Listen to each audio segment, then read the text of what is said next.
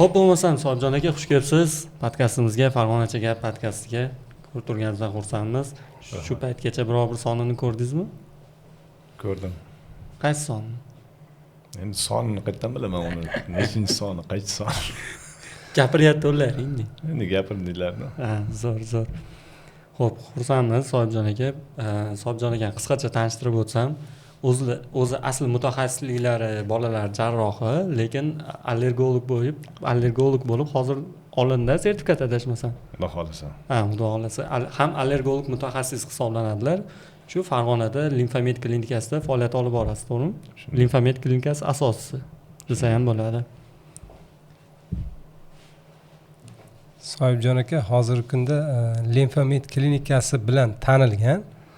Hozirgi kunda Gijastop klinikasida faoliyat yurityapti. Nima deydi? Haligi rasman. To'g'ri. Reklamaga qancha berasizlar endi ikkalalang hozir kelishib olib? Sizgami? Ha, yo Farg'onacha gapga. Proyektga ketayotganiga, ha? Farg'onacha gapgami? Ha. Ha, bo'laveradi. Siz begona emas, beraveramiz. Zo'r. Homiyimizni eslatib o'tamiz. Loyihamiz homiysi Dunyo suvlari. Xonadoningiz uchun yoki ofisingiz uchun mineral suvlar kerak bo'lsa, bemalol murojaat qilsanglar bo'ladi. Shu video tagida nomerlarni qoldiramiz buyurtma berishinglar uchun. Demak, suhbatimizni boshladik. Sobjon aka, o'zi siz qanday bolalar jarrohi bo'lib allergiyaga o'tib qoldingiz? Buni tarixi juda ham uzun. Tasavvur qiling, yosh bola 3, 4, 5, 6 hali meni dadamning onalari bizni shevamizda ena deyiladi. Bronxial astma bo'lgan. Endi birinchi boshqa nevara bo'lganligim uchun dadam yolg'iz o'g'il bo'lgan. Bu enamiz juda ham bolaga zor bo'lgan haligi. Shu nevarani ko'radigan bir. Shuning uchun enam bilan birga katta bo'lganman. Kichkinaligimdanoq o'zini oldiga. Bronxial astma kechasilari nafas qisadi ko'pincha. Endi tasavvur qiling, yosh bola nafas qisib turgan enamni oldida. Endi mehrni shu darajada berganki, xuddi ona kabida.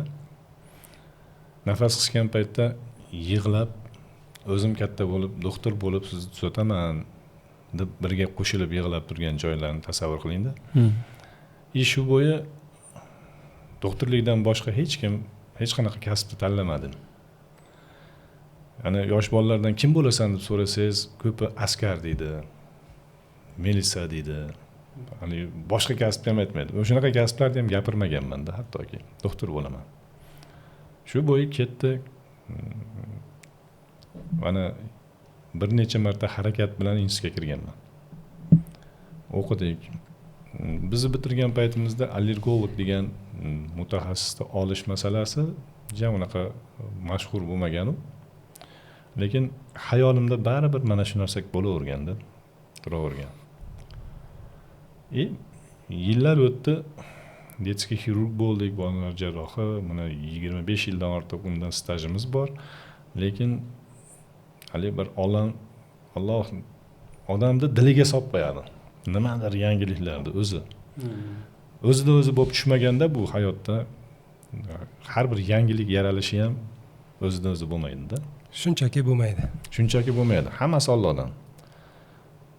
Endi shunday bo'lib allergologiya bo'yicha yangi o'zimiz uslubimiz yaraldi. Yo'q, hozir tushunmay qoldim. Siz boshida allergolog bo'lganmisiz? Bolalar jarrohiga jarrohligi bo'lganman. Ha, bolalar jarrohi bo'lgansiz, keyin allergiya ustida ishlagansiz yoki o'sha yoshlikdan bo'lgan shu allergolog bo'laman degan fikr? Allergolog degan so'z masalasida bo'laman degan anaqa emas. O'sha kasallikni tuzataman degan fikr bo'lgan. Chunki allergolog degan bu fikrlar institutga kirib o'qiganimizdan keyin biz mana bitirganimizdan keyin ham mana oxirgi paytlarda nima ko'payib ketdi. Allergik kasalliklar juda ham ko'p-da. Allergologlar. Yo'q, allergologlar endi ko'payyapti. Sabab bu kasallik ko'paygandan keyin уже buni ko'paytirmasa bo'lmaydigan bo'ldi. Hozir chiqqan nimasi shtatlar berildi. Oldin bunaqa shtatlar bo'lmagan hamda. Mana davlatimiz bu to'g'risida katta e'tibor qilyapti. Toshkentda allergologik markaz ochildi. Juda katta anjumanlar o'tkazilyapti, bo'lyapti. Butun jahon bo'yicha yangiliklar masalasi kirib kelyapti. Lekin baribir bu masala yopiqligicha qolyapti-da. Nimasi yopiqligicha qolyapti? Konkret bitta davo nimasi ta'sir qilib ketadigan davo anaqasi yo'q. Men bu narsa bo'ldi, polni tuzatadi allergiyan degan narsa yo'q. Yo'q, unaqa narsa yo'q. Misol, unda hozirgi reklamalarchi allergiyani tuzatamiz, boshqa qilamiz degan.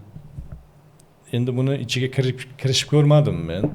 Sababi aksariyat joylarda shu nimaga allergiyasi borligini aniqlab, shunga nisbatan vaksinalar ishlab chiqarilgan. Masalan, uy changi deydigan bo'lsak, shu uy changini ham kerak bo'lsa, nimasi bor. Yoki polin, yana boshqa bir nimalar. Endi ko'rsangiz, allergologik panellarda ko'p mana shunaqa narsa. Endi u qanchalik darajada effekt berayotganini men bilmayman, lekin ko'pchilik uni qabul qilganlar menga kelyapti. Oldim shuni, faloncha sarfladim-u, lekin effekt bo'lgani yo'q deganlari ko'p. Balki men oldimga shunaqasi kelaturgandir. Yaxshi bo'lib ketganlari murojaat qilmaydi-ku. Shu yaxshi bo'lmaganlari kelayotgandir. Shunday narsa. Endi aynan meni qilayotgan ishim shundan iboratki, tabiiy holatda tanani tozalanishi.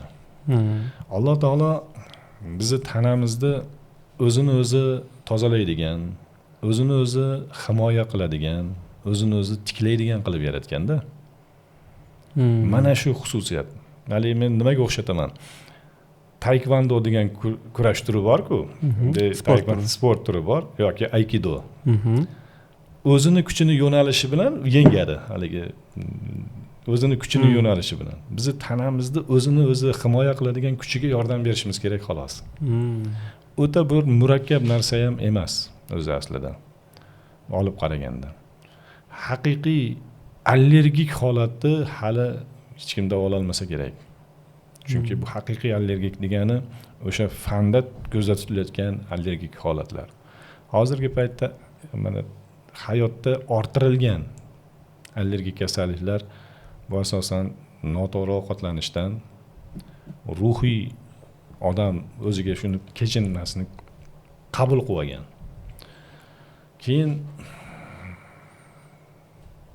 hozirgi paytda informatsiya juda ham ko'p. Ayniqsa mana hozirgi oxirgi informatsiyani eng nimasi sun'iy intellekt. Hammani qo'lida telefon sun'iy intellektga ulangan. Shu joyda shunday nimadir kerak bo'lsa, darrov shunga murojaat qilyapti-da. U sun'iy intellektga shu paytgacha qilingan ilmiy ishlar hammasi kiritilgan. Hattoki Qur'onni tarjimasigacha любой tilga tarjima ham qilib bera oladi. Lekin u masalada sun'iy intellektga ishonish qanchalik to'g'ri? Men sun'iy intellektga doim savol berdim-da, shunaqa bir savol berdim. Masalan, ilm Allohdan-ku deb savol berdim. Endi savol javoblar ichida desam, musulmonlar shunday deb o'ylaydi, shunday deb tushunishadi, shunday o'ylashadi dedi. O'zi qanaqa ekan? Ya, bu musulmonlarning tilida bu hammasi Allohdan deb tushunishadi, deyapti-da. Shuni. Yana sizlar ham Hozim aka, men miyam yo leveli pastlik qilyapti, bu nimani tushungani yoki nimanidir o'tkazib yubordim deb batafsilroq nima qilib bera olasiz? Ilm Allohdan-ku deb savol berdim-da. To'g'ri, musulmonlar shunday deb tushunishadi dedi. Deyapti, menga atvet kelyapti shunday. Demak, musulmondan tashqari boshqa odamlar bunaqa deb tushunmas ekanda. G'ayridinlarning fikri boshqa. Ha, shunday deyapti-da. O'shaning uchun biz hali izlanishdamiz. Hali Allohning ilmini masalan bir dengizga qiyoslab tashlaydigan bo'lsak, tasavvuring shunday-da, endi boshqa mana bor-ku, agar dengiz siyoh bo'lsa-yu, butun o'rmonlar qalam bo'ladigan bo'lsa, bu yetmaydi. to'g'rimi? Mana shu narsani hisobga olish kerak. Ilm masalasi. Aynan biz bu allergiya masalasida hozir agarda meni qilayotgan ishimda mana tabiiylikka asoslangan, agarda shu natija bermaganda edi, shuncha yildan beri meni masalan podpischilarim ko'paymas edi. Ya'ni qo'llab-quvvatlaydiganlar. Nechtadir odamlarga bu juda chiroyli natijalar berib, bizni sabab chiqib qo'yapti-da Alloh taolo. SMMchiz yaxshidir balki. Endi SMMchim yaxshi bo'lganim bilan ham to'g'ri, bu tomon ham nima bir narsa bo'lmasa u ham ko'rsatib bermaydi-ku.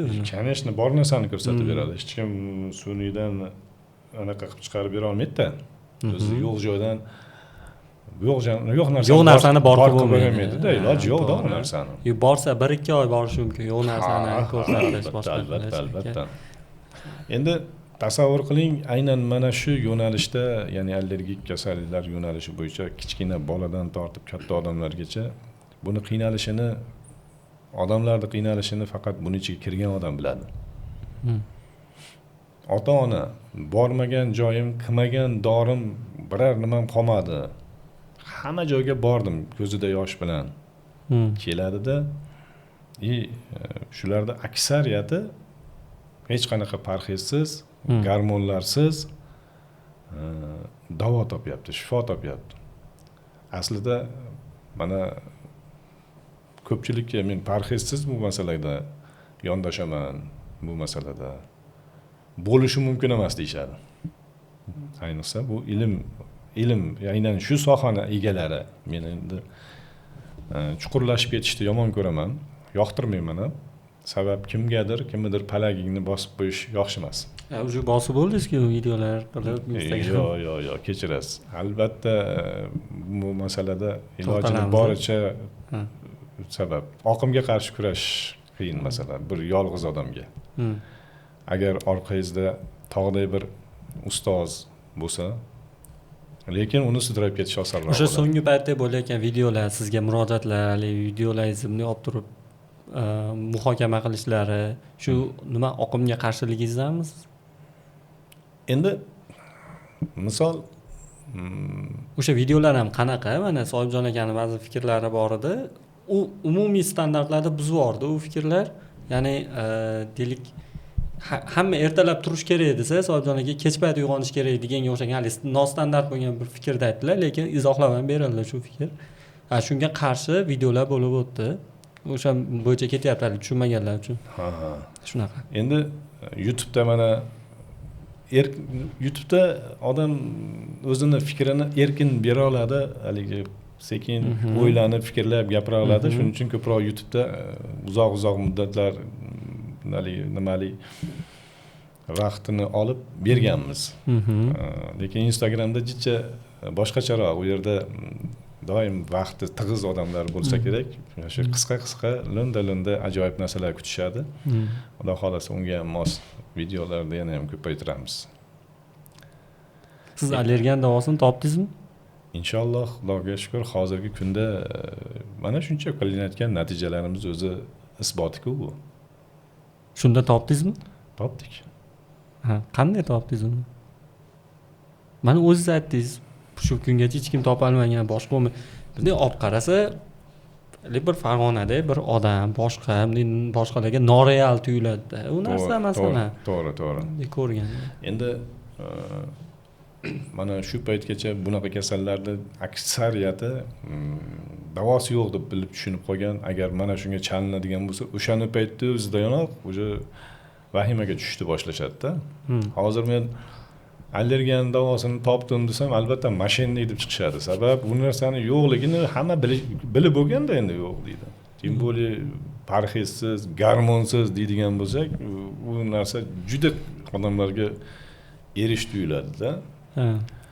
Imindan qaysilariga? Allergiyaning qaysi turlariga? Qaysi masalan allergiyani nimasi ko'p-ku? Davo topdingiz demoqchimisiz qaysi turlariga? Endi allergiya degan so'zni avvalo to'g'ri tushunish kerak. Masalan, men falon narsaga allergiya bo'lib qolibman. Mana u mevalarga allergiya bo'lib qolibman yoki havoga allergiya bo'libman. Allergiyam bor. Deydigan gap bu tushuncha bo'yicha jicha noto'g'riroq gap. Aslida bitta qoida bor. Allergiya nima u? Biz o'sha patfiziologiya degan darsda o'tganmiz. Allergiyaning qoidasi bor. Allergiya bu men o'zimizning tilda gapiraman, fandagi terminlarni qo'yadigan bo'lsam, ko'pchilikka tushunarsiz bo'lib qoladi. Tomoshabinlar uchun tushunarli tilda gapirganingiz ma'qul. Sezuvchanligi oshib ketgan organizmni tashqi muhitdan tushayotgan allergenlarga, ya'ni o'sha allergiyani qo'zg'atuvchi narsalarga allergen deyiladi. Allergenlarga nisbatan shu tanani, ya'ni o'sha sezuvchanligi oshib ketgan tanani javob reaksiyasini allergiya deyiladi. Qarang, qoidadan o'zi ko'rinib turibdi. Sezuvchanligi oshib ketgan organizmda deyilyapti. Demak, shu sezuvchanlikni pasaytirish kerak. Nimadan kelib chiqadi bu sezuvchanlik? Xuddi haligi tishda nerv ochilib qolgandek hisobdami? Mana bizni tanamizda aytyapmiz, Alloh taolo o'zini himoya qiladigan, o'zini tozalaydigan, o'zini qayta tiklaydigan qilib yaratgan deyilyapti. Mana bu shundan yondashaylik, qarang. Tanamizda himoya funksiyasi bor. Bu o'sha immunitet. Qonni tarkibida leykotsitlar bor-da. Leykotsitlar bu turli har xil bo'ladi. Masalan, davlatga qiyoslaydigan bo'lsak, bitta tanani davlatga qiyoslaydigan bo'lsak, davlatning himoya sistemasi bu armiya. To'g'rimi? Armiya. Bizni tanamizda ham shu leykotsitlar, shu armiya vazifasida keladi. Ya'ni butun immunitetimiz shularga bog'liq. Ularning ham turli xil vazifasi bor. Masalan, armiyada desantura bo'lsa, havo kuchlari, yana pixota, ya'ni piyodalar, tankovoy bir narsa, xullas ko'p-da endi. Bizda leykotsitlarda ham shunaqa har xil turi bor. Tanamizda bu fanda o'rganilib borilyapti shu narsa. Qaysidir leykotsit yana bir narsani himoya qilsa, yana bittasi boshqa narsani himoya qiladi. Endi tanaga tashqi muhitdan havo orqali, oziq-ovqat orqali, yana asab tomonidan turli xil begona narsalar, tanamiz uchun kerak bo'lmagan, tanamiz uchun yot narsalar tushib turadi-da bizga doim. Tushgandan keyin tanada ma'lum bir norma bor, me'yor bor. O'sha me'yorgacha tushgani bilan o'sha tashqaridan tushayotgan narsalar buni organizmni o'zini o'zi yengadi deymiz. Organizm o'zini tozalab turib ketaveradi shuni. Oshib ketsa qachonki? Shu me'yordan oshib ketsa, tana o'zi reaksiya qilishni boshlaydi. Endi masalan, safarbarlik deydi, mana shu armiya kuchi kerak bo'lsa, qayerdadir bir voqea hodisa bo'ladigan bo'lsa, butun armiyani hamma boshqa vazifada turganlarni ham kerak bo'lsa, o'sha narsaga safarbar qilib tashlaydi. Aytaylik, bir qo'lingizda pichoq ketsa, davolovchi hujayralar hammasi o'sha yerga yopishgandek. Tushunaman. O'sha o'zini himoyasida turgan narsalarni tana buyurib berib, aynan o'sha begona narsalarni bartaraf qilishga qaratiladi-da, shu paytda tana endi qo'zg'alishni boshlaydi. O'zimizning immunitetimiz biz uchun kurashayotgan paytda bemor qiynalishni boshlaydi. Bemorga aylanadi, ya'ni odam qiynalishni boshlanadi. Uni bemor tanamiz qiynalishni boshlaydi. Tanam chunki reaksiya qilyapti, javob qilyapti, aynan o'sha narsani bartaraf qilish uchun, yo'q qilish uchun. Bu paytda o'sha biz buni narsani vahimaga tushib boshqa bo'lib kasallik sifatida qarab qolamiz. Ana bizni nimamiz aynan mana shu kelib chiqish.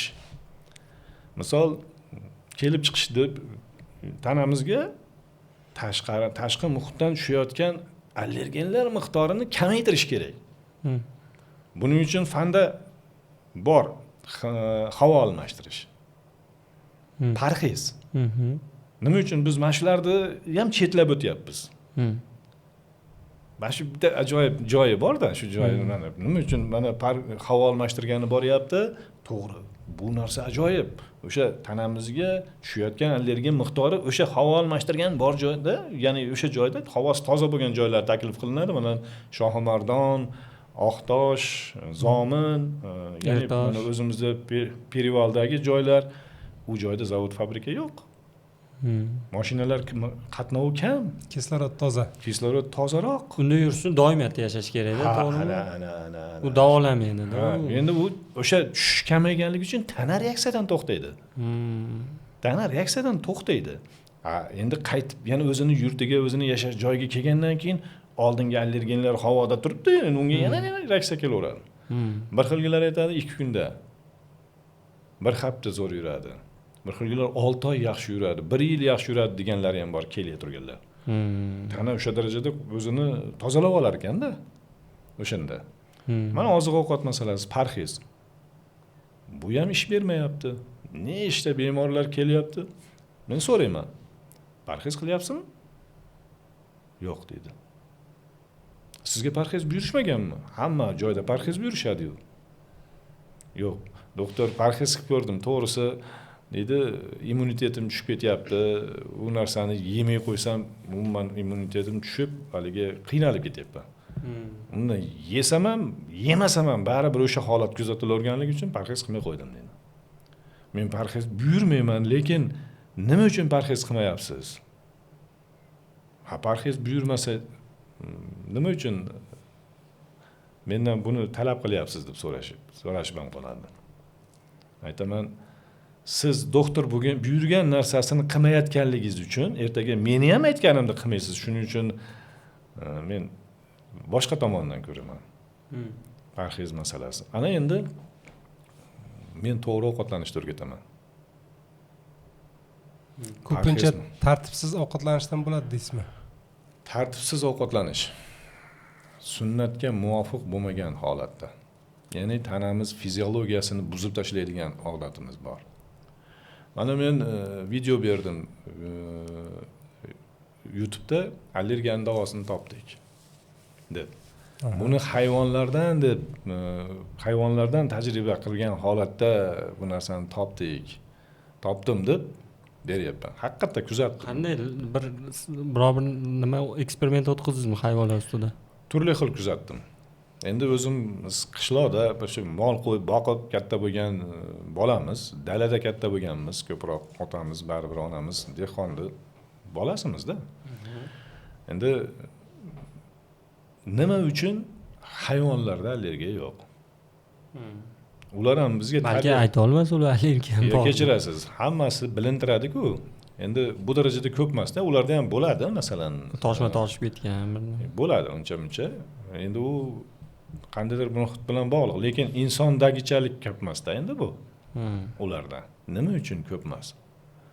Inson steril sharoitda tug'ilsa, doim gigiyenaga rioya qilishga o'rgatilgan bo'lsa, qaynatilmagan suv ichmaslik to'g'risida yoki pokizalikda juda ham katta o'rgatilgan-ku, hayvon unaqa yashamaydi. Gigiyenik toza joyda tug'ilmaydi. Bir plyonkalarga o'ralmagan holatda bo'ladi. Tabiatda nima sof holatda qabul qilaveradi. O'zi asli har qanday yangiliklar, misol dori-darmonni kimdir ixtiro qildi. Birinchi o'rinda hayvonlarda sinab ko'riladi. O'sha hayvonlarga kuzatish davomida javobgarlik yo'q-da, hayvonlarda sinasa. Ha. Insonda eksperiment o'tkazish mumkin emas. Inson eksperimenti anaqasi emas bu. Lekin ba'zi tajribalar kuzatuv davomida olinadi. Shu o'rinda bitta savol berib o'tib ketsam bo'ladimi? Hayvonlarda organizmi o'ta kuchli immunitet bilan, haligi immunitet balandligi kasallikni yengish bilan kurashaveradigan xususiyatga egami? Hayvonlarda haligi masalan o'zimiz mana suvni ham oddiy haligi filtrli ichyapmiz, balki oddiy kranda suvni xlorli bir balolar infeksiyasi bor suvlarda ichaversak yaxshidir balki, chunki organizmimiz tabiat qanday bo'lsa shunday yashasa. Tabiat qanday bo'lsa shunday ichganimiz yaxshidir. Organizmimiz o'sha bilan kurashib, yana ham o'zimizga o'xshab dankasa bo'lmasdan ishlab o'rganar balki. Insonda ham immunitetini juda kuchli yaratgan Alloh taolo. O'ta kuchli yaratgan. Faqat men yuqoriroqda bitta gap gapirib ketdim. Informatsiya ko'p. Fikrlash ko'p. Hayvonot dunyosi, tabiat, hamma inson organizmiga moslashuvchan, butun tabiatdagi borliq hayvonot dunyosi ham moslashuvchan o'zi aslida. Har qanday muhitga moslasha oladi. Lekin ana tasavvur qiling, yoshlikdan sekin-sekin o'sib ulg'ayish davomida ko'rib miyamizga turli xil narsalar yozilishni boshlaydi. Birinchi sinfga bordingiz. Endi biz paytdagi alifbe kitoblardi.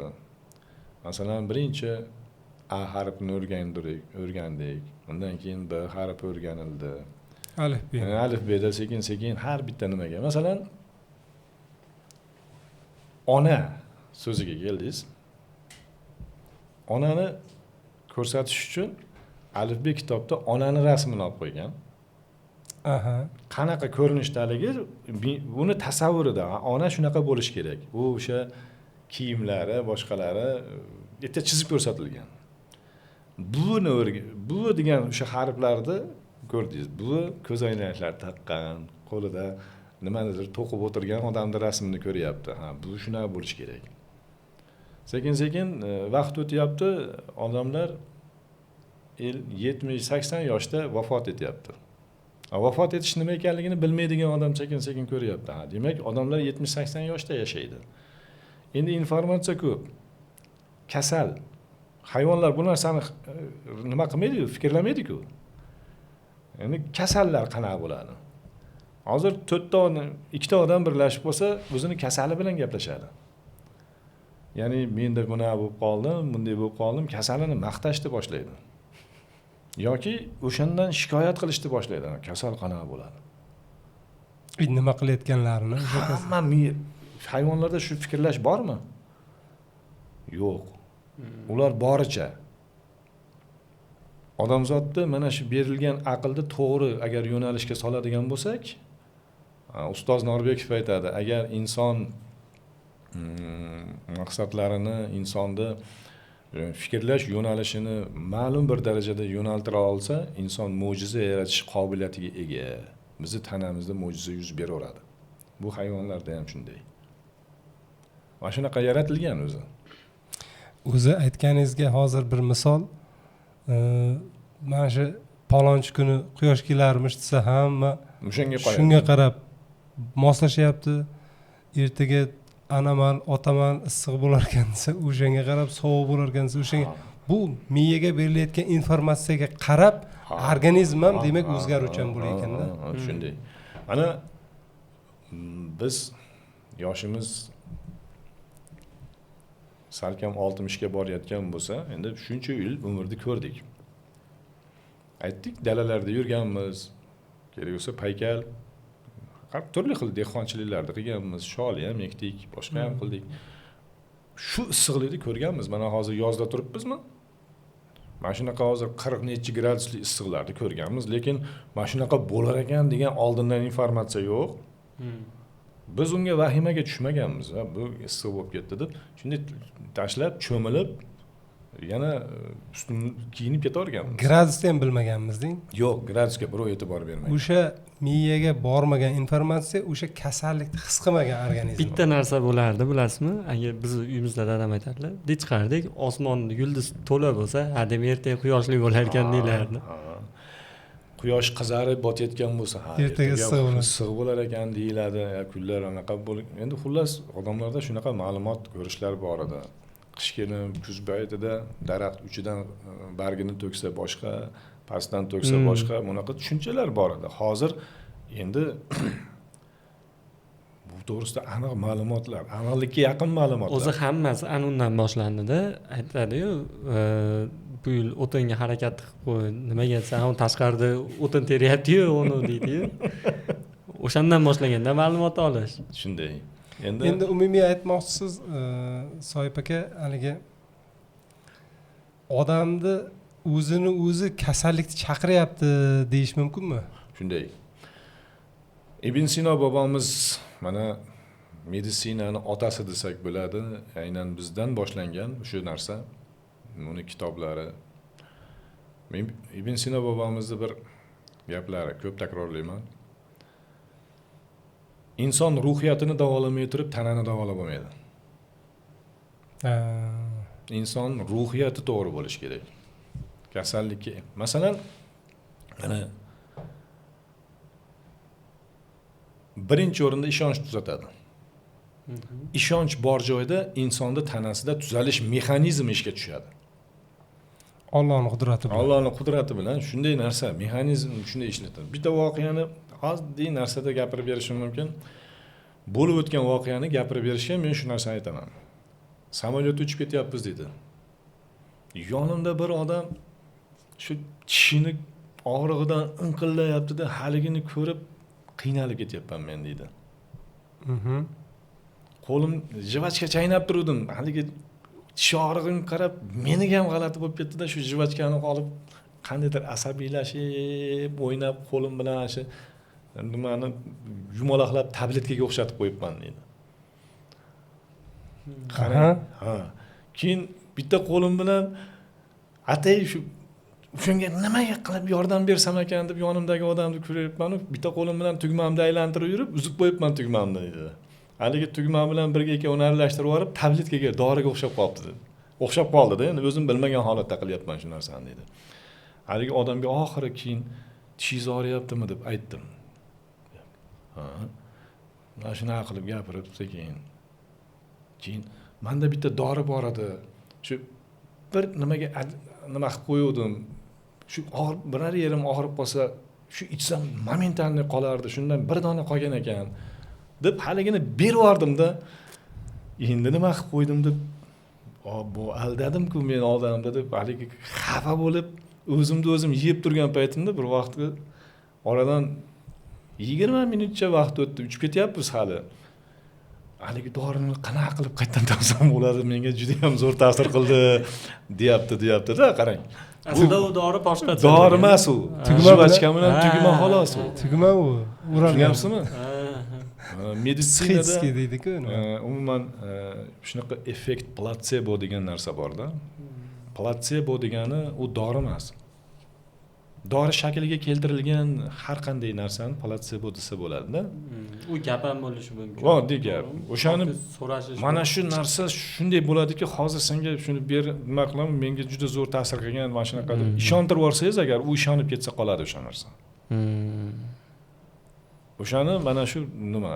Endi odamlarga dori buyursangiz-ku, bu menga ta'sir qilarmikin? Qilmasmikin? Ichsam nima bo'lar ekan, tuzalarmikinman? Ha, shuni deb qabul qiladi-da, juda ko'pchilik asosiy narsa. Shuncha narsani olyapman, ichim apteka bo'lib ketdi-yu. Yana nolish, ichkaridagi tuzalish mexanizmi yo'q. Mana ishonch degan narsa. Yana bu o'zimizni fandan olib qarayapmiz, lekin shunday bir narsa borki, mana islomdan olaylik. Shubha gumon iymondan ayirar degan. Bu hadismi bilmayman, eshitganman. Iymon bu Allohning yagonaligi-yu payg'ambarimizning rasul ekanligini ishonish, ya'ni shunga haqiqatda nima keltirish, iymon keltiriladi. Mana shu iymon deyiladi. Endi shubha gumon qilyapmiz. Shifo berarmikin? Ha? Shifo berarmikin deyapmiz. Uni qarang. Alloh beradi-ku shifoni. Bandasi, menman degan akademik ham sababchi xolos. Qo'lidan hech narsa kelmaydi. Professor qanaqasi bo'lsin, Alloh birinchi o'rinda. Endi o'sha shubha gumon qilish, shifo berarmikin degan odam Allohni inkor qilib qo'ya turganda, o'sha paytda to'xtaydi-da. Ishonch, chunki yo'q-da ishonch. Mana ishonch bo'lgan paytda tuzalish mexanizmi ishga tushadi. Bo'ldi. U odam tuzalishga o'sha mahkum, chunki Allohga u ishonch bildirib turibdi. Ixlos qilib. Ishonch bildirmagan odam yo'q. Bu masalada hech qanaqa nima bermaydi. Tushunyapsizmi? Ana endi gumon bilan kelaturgan odamda ilojini boricha u, men o'zim tabiatimdan kelib chiqqan holatda u odamda ilojini boricha davolashdan chetga chiqishga harakat qilaman. Siz bizda qanaqa bo'ladi? o'zim tuzalishiga ishonmayapman. Siz Misol qanaqa uchun, qilasiz? Siz qanday kirib kelishidan ko'rsating. kirib kelishidanki o'zi Kirib kelmaydi u misol Недоволендingda. hayotdan o'zgartgansiz. telefondan ham отказ qilib qo'yaman. Buni nima uchun ishonch degan narsani olaman? Akademik Norbekov ustoz, men ko'p o'sha narsani nimasini beraman, kurslariga qatnashishdi. O'zim bir necha marta qatnashganman, kitoblarini shunday chiroyli o'qiganman. Shu inson eksperiment qilgan. Odamlarda ishonchini qanchalik anaqa berishini. Bir 600 ta tuzalmaydigan o'sha haligi bemorlar ro'yxati bor-da endi. Bo'ldi, bu tuzalmaydi deb anaqaga berilgan, o'limga mahkum qilinganlar desa ham bo'laveradi. Endi u kelajagi baribir o'lim bilan tugab ketadigan kasalliklar bilan kasallangan odamlarga sizni mana markazdan shunaqa mutaxassislar kelyapti, tuzalishingizga imkon bor. Mana shu kuni shunaqa ko'rik bo'ladi deb 600 ta odamga nima tarqatilgan? Taklifnoma tarqatilgan. Keyin o'sha taklifnoma, o'sha uchrashuv bo'ladigan kuni hamma kutyapti. Erta boshqa odamlar deb fikri. Hozir bu mutaxassislarga 600 ta tarqatgan bo'lsa, kamida har bittasi bittadan qo'shimcha odam yana yetalab kelganda 1000 tadan oshib ketadi odam deb joy tayyorlashgan. Endi buni kuzatib o'tirgan bu yerda ustoz Norbekov ham bor. Men hozir aniq sifrasi esimda yo'q. Nechta odam kelgan deb o'ylaysizlar, masalan 600 ta shunaqa tuzalmaydigan bemorlarga bepul konsultatsiya deb bergandan keyin. Meni fikrim 30-40% kelgan. Kelgan bir 10 ta, 20 ta. Sizlar taxmin aytyapsizlarmi o'zlarining fikri bo'yicha? Yo'q, meni o'zimning fikrim. 12 ta odam kelgan. 10 deganingiz o'sha miya nima bo'lib qoldi menda hozir. Shunaqa qarab, men boshidan sal nimani berib qo'ydim. Keyin buni to'xtatishgan, yana to'xtatib turib, endi boshqacharoq qilamiz deyshgan. Qanday bo'ladi u? Endi taklifnomani tagiga qo'l qo'ydirib olishgan. Ikkinchi safar berganda, oldim haqiqatda deb. Shu narsani deb. Endi bundan keyingisida ikkinchi safar kelganda taxminan eslimda yo'q, 27 tamikin 30 ta odam kelgan. Endi 600 ta odamga berilgan, tasavvur qiling. Ishonch yo'q. Bular aldaydi. Bular mana shunaqa. Yana insonni fe'l-atvorini sinash uchun odam yig'ilib turibdi. Ichki xonada ustoz Norbekov o'tiribdi-da, to'xtanglar, hozir bitta chiroyli eksperiment o'tkazamiz deganda chiqib aytasan degan. O'sha yig'ilib turganlarga. Mutaxassislarimiz ozgina kechikyapti, kechirasizlar, ozgina kutib turinglar degan gapni gapirasan degan. Bu yerda sinov ketyapti, u nima uchun gapira turganini ustozning o'zi biladi. Shuni gapni chiqib o'sha yig'ilib turgan nimaga chiqib aytishlari bilan bir nechtasi bularga o'zi ishonch yo'q deb o'rnidan turib chiqib ketib qolgan. Shuning ichida 15 tacha odam qolganda. 15 tacha odam qolgan, 15 tacha odam shug'ullanishga rozi bo'lgan. O'sha Norbekov sistemasi bo'yicha 15 ta odam shug'ullanganda 13 tasi butunlay kasalligidan forig' bo'lgan. Ikkitasi qolgan. Ikkitasi sal yengilroq ishonch bilan, juda ham to'liq bo'lmasdan haligi har dam xayol bo'lib bo'lganligi uchun yaxshi natija bo'lmagan, lekin ularga yana qaytadan taklif berishganda, boshqatdan shug'ullanishganda o'sha ikkitasi ham keyingi kursda zo'r bo'lib ketgan. Shundan keyin ustoz Norbekov nima bepul eshiklar kuni, ochiq eshiklar kuni kursni boshlanishida birinchi kuni bepul eshiklar kuni qilib tashkillagan. Nechta odam o'sha reklama beriladi, kerak bo'lsa 100 ta odam kelishi mumkin bepul. Buning ichida ilojini boricha qaytariladi odamlarni. Haligi negativ fikr bildiradigan, doim o'zini fikrini nima bo'lib boshqa fikrlarni qabul qilmaydigan negativchilarni yo'qotish kerak. Shuning ichida ishonchi borini tanlab olish kerak.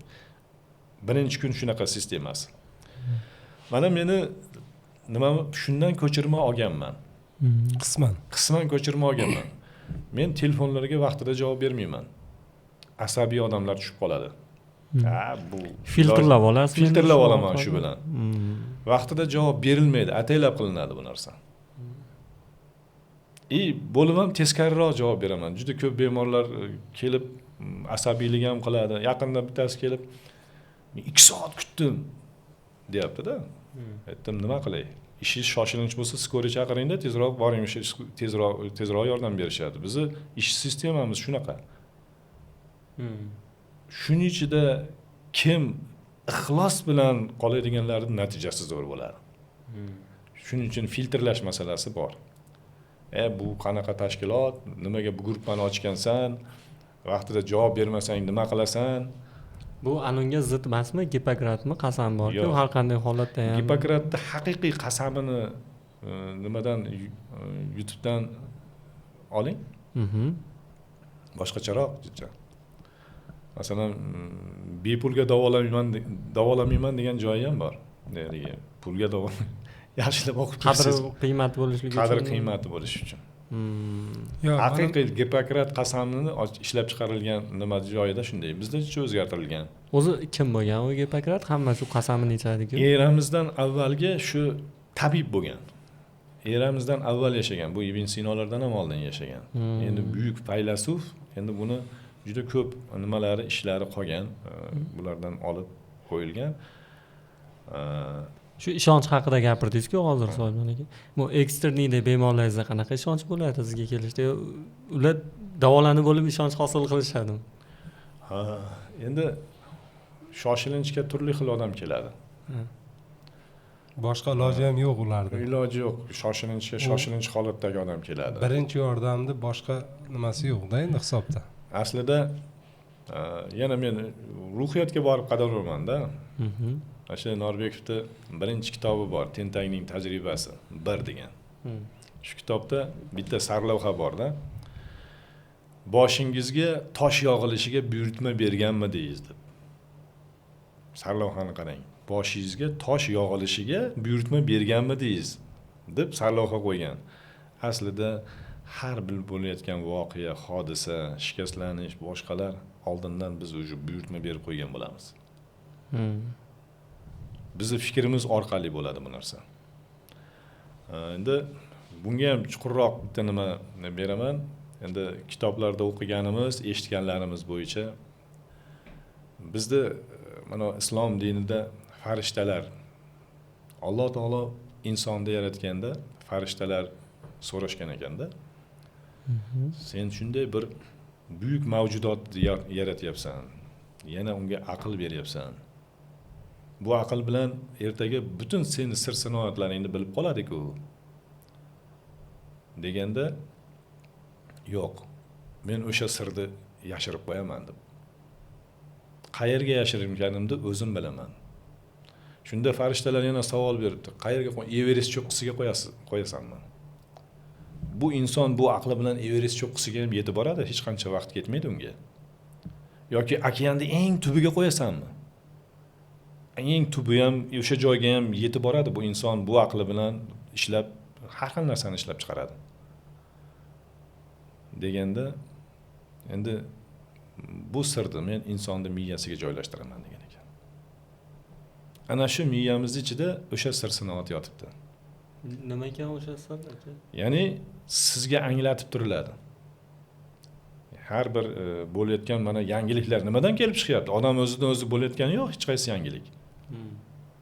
Kosmosga uchishu, boshqa qilishu kerak bo'lsa har bitta suvmi bu, stakanmi yoki mana telefon, boshqa narsalar. Oldin Allohning huzurida buni ruhi yaratilgan. Shuni bizni dilimizga solib qo'yadi. Inson o'sha darajaga yetib borgan sari solib qo'yaveradi. Shu aqlning ichida bor shu narsa. Bu narsani to'g'ri qabul qilayotgan odam faqat oldiga qarab bosishni boshlaydi-da. Endi o'sha ekstremnida kelayotgan bemorlarni aksariyatini ruhiyati bilan, unday xarakteri bilan, o'zi xarakter kasallik bilan, hayot nima bilan tengda, taqdir bilan teng. Buni biz bitta videoda ham ko'rsatib berganmiz, agar ko'rishgan bo'lsa bilishadi. Taqdir bu xarakter bilan bog'liq. O'sha ustoz Norbekov aytadiki, xarakter teng kasallik. Ya'ni kasallikka teng. Yoki boshqa narsaga ham buni qo'yish mumkin. Biror kun xudo xolasa bir video qilib o'sha xarakter to'g'risida yana alohida o'sha chizmani oldida tekta narsalarni muhokama qilib bera olamiz. Yaqinda ko'rishimiz kerak deb ish bilan Sobirjon aka telefon qilsam operatsiya bo'lib qoldi, zarur deb kirib ketdingiz. Imенно o'sha kuni avvalda avariya bo'ldi. Qandaydir o'sha bilan bog'liq emasmidi? Sizni o'sha operatsiya bo'lib qoldi dedingiz. Qaysi masala edi? Ha, bu kelayotgan kunimizmi operatsiyaga kirib ketdik. To'g'ri. Operatsiyaga kirib ketdik. O'sha shu darajada nima holatdamidi? Avariya bo'lgan. Endi shoshilinchda kelgandan keyin shikastlanishning darajasi bor-da. Misol qon ketayotgan bilan bog'liq eng birinchi hech narsaga qaramasdan olib kirib ketiladi. Ya'ni operatsiyaga kirib, birinchi o'rinda yordam ko'rsatish kerak. Chunki qon ketayotgan holat insonni hayotini nuqta qo'yib qo'yadi. Tez amalga oshib qolishi mumkin. Endi yordamlarda shu ekstremniy holatda o'ta shoshilinchi bor, kechiktirib bo'lmaydigani bor. Xullas, buni ham o'zini nimasiga o'sha kungacha qanaqa holatda edi? Jigar yorilgan. Ha, ko'rgansiz. Ha, jigar yorilgan edi, qon ketayotgan holatida. O'sha avval necha kishi bo'lgan hatto? Unisini bilmayman. Bitta Damasda to'la bo'lgandi odam. Shuning ichida yana bitta bola bo'lgan. Keyin nima bo'ldi u bola? Yaxshi. Yaxshimi? Yaxshi. Umri bor ekan, yashayapti deng. O'zingiz qarang, mana sizni kasbingizni mana o'sha jarrohlikni ham oladigan bo'lsak, o'zi bitta odamda bir narsa bo'layotganda bunday bu yoqda oddiy odam ichi g'alati bo'lib ketadi. Endi teng bo'lsa sizda bolalar. U do'aynoy nima bo'lmaydimi yoki diyda qatib ketadimi qandaydir? Siz yordamga oshiqayotgan odamni tasavvur qiling-da. Diyda qatib ketish emas, undan qo'rqib chiqib ketish emas, unga yordam berishingiz kerak bo'lganligini tasavvur qiling-da. Mas'uliyat bo'ladi. Mas'uliyat bo'ladi. Bitta voqeacha o'tgan yillar esa 1 yil bo'ldi. Mana shu avgust oylari edi. 1 yoshga bola embalagan paytida 1 yashar atrofida edi. Farg'onaga harbiy ko'chib kelgan. Xizmat yuzasidan ko'chib kelgan. 3-qavatda joy topishgan, ya'ni ular shu uylarda ko'p qavatli uylardan ijaraga joy berishadi-da, ijara nimasi bilan yashashadi. 3 yasharli bola, mana qarang. Yotoqxonasini haligi divani oynasi bilan teng ekanda, haligi tashqariga qaragan oyna bilan teng ekan, reshotka ham yo'q. Embala borib turib tushib ketgan. 1 yosh bola. Ha, yerga tushib ketgan. 3-qavat. 3-qavatdan tushgan. Allohning qudrati bilan endi meni dejurstwamga to'g'ri keldi. Ko'krak nimalar, qovurg'alar singan, ichkariga o'pkani jarohatlagan, qorinda ham suyuqligi bor. Nimada uzida sirazi ko'rilyapti, uzid borligi. Qon bor, ichkarida qon ketyapti. Yo taloq yorilgan, yo jigar yorilgan, yo ichak yorilib ketgan, nimadir bor-da, endi uni bilmaysiz. Uni aniq hech qaysi apparat точно mana falon joyda deb bera olmaydi. Suyuqlik borligi. Endi bu yerda birinchi yordam. Qarang, haligi men kirib borganda ko'rganimda bola o'lim bilan olisha turadi. Hech kimni ko'zi yetmay turdi-ki, o'sha 3-qavatdan tushib ketib boshqa bo'lgan bemor qanday bo'lib hayotga qaytishi mumkin. Tez yordam ko'rsatish, birinchi o'pkani nimasiga, plevra bo'shlig'iga darrov trubka qo'yilgandan keyin nafas tiklandi. Bo'lmasa saturatsiya pastga tushib ketyapti. Kislorod fonida ham, apparat ushlab turgan fonda ham iloj yo'q. Hali ambu degan apparat nima bor? Shun nafas berganda ham nima saturatsiya, o'zi ko'pchilik tushunib qoldi saturatsiya nima ekanligini, kislorod bilan qonni yopilib qolishimi? qonda kislorod bilan ta'minlanishida. Keyin shu trubka qo'yganimdan keyin nafas haligi deb nafas olganda o'pka kengayib boshladida, bo'lmasa o'pka tiklanmasa biz operatsiyaga ola olmaymiz. Qorin bo'shlig'idagi muammoni hal qila olmaymiz, chunki u narkozni ham ko'tara olmaydi, hech narsa narkoz ham berib bo'lmaydi unga. Sabab o'pka ishlamayapti-da, endi yorilgan-ku. Yo'q, tiklandi. Undan keyin sразу operatsiyaga oldik. Taloq yorilgan ekan. Hattoki tarog'ini mana davlatimizga rahmat, shu paytda kakraz bitta preparatni bergan. U o'sha yorilgan joyda shunday muzlatib turib, joy qo'yib bergan. Odatda taroqni juda ko'p holatlarda olib tashlaymiz-da. Taloq tiklab qiyin juda, haligi o'ta bir hayvonlar talog'ini ko'rgan qassoblar ham yaxshi biladi, odamlar yaxshi biladi, titilib ketadigan narsa-da. Ayniqsa u o'sha jarohat olgandan keyin qonni ko'p yo'qotib qo'yadi. Shu olib tashlamadik-da shuni. Qarang, ham o'pka tiklanib ketdi. Hayotda yashayapti hozir shu bola. Bu nechinchi yil bo'lgan? 1 yil oldin, 2025-yil avgust oyida bo'lgan voqea. Avgust-sentyabr oylarida bo'lib ketgan voqea. Buni televideniyaga chiqarish nimamiz bo'ldi, lekin qandaydir ular javob bo'ldi-da, ketdi. Shu bilan keyin qaytib chaqirmadi-ku. Lekin bo'lib o'tgan voqeada bir ajoyib. Endi buni bo'lib qoladi mana shunaqa holat. Masalan, qarang, mana qo'lingizda shu hayotga qaytgan bemorlar ko'rib baribir ichingiz yorishadi, boshqa bo'lasiz-ku. Albatta. Qo'lingizda jon bergan bemorlarda qanday his o'tadi? Ilgari bunaqa holatlarda o'ta ko'p achinardik. Achinamiz, hozir ham achinamiz.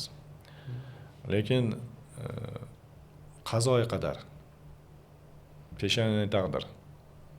Kimgadir erta, kimgadir hech qachondir nimadir holatda buyurilganda bu Allohning o'ziga ayon. Qaysi holatda ketamiz, qaysi holatda kelgan nimamiz Allohdan-da. Shu narsani his qilishni boshlaganimizdan keyin endi faqat hamdardlik bildiramiz xolos, boshqa narsa emas. Qanaqa bo'ladi mana uyda o'sha bemorning uydagilarning reaksiyasi chiqib aytish og'ir bo'lsa kerak u xabarni masalan. Albatta. Osonmi? Endi hamma har xil holatda turadi-ku. Endi tushuntirish baribir kerak, boshqa variant yo'q. Aytasiz. Bir xilgisi bir sindirib tashlaydi, kerak bo'lsa eshik deraza bir narsalarni sindirib tashlaydi. Endi bo'ladi bunaqa narsalar.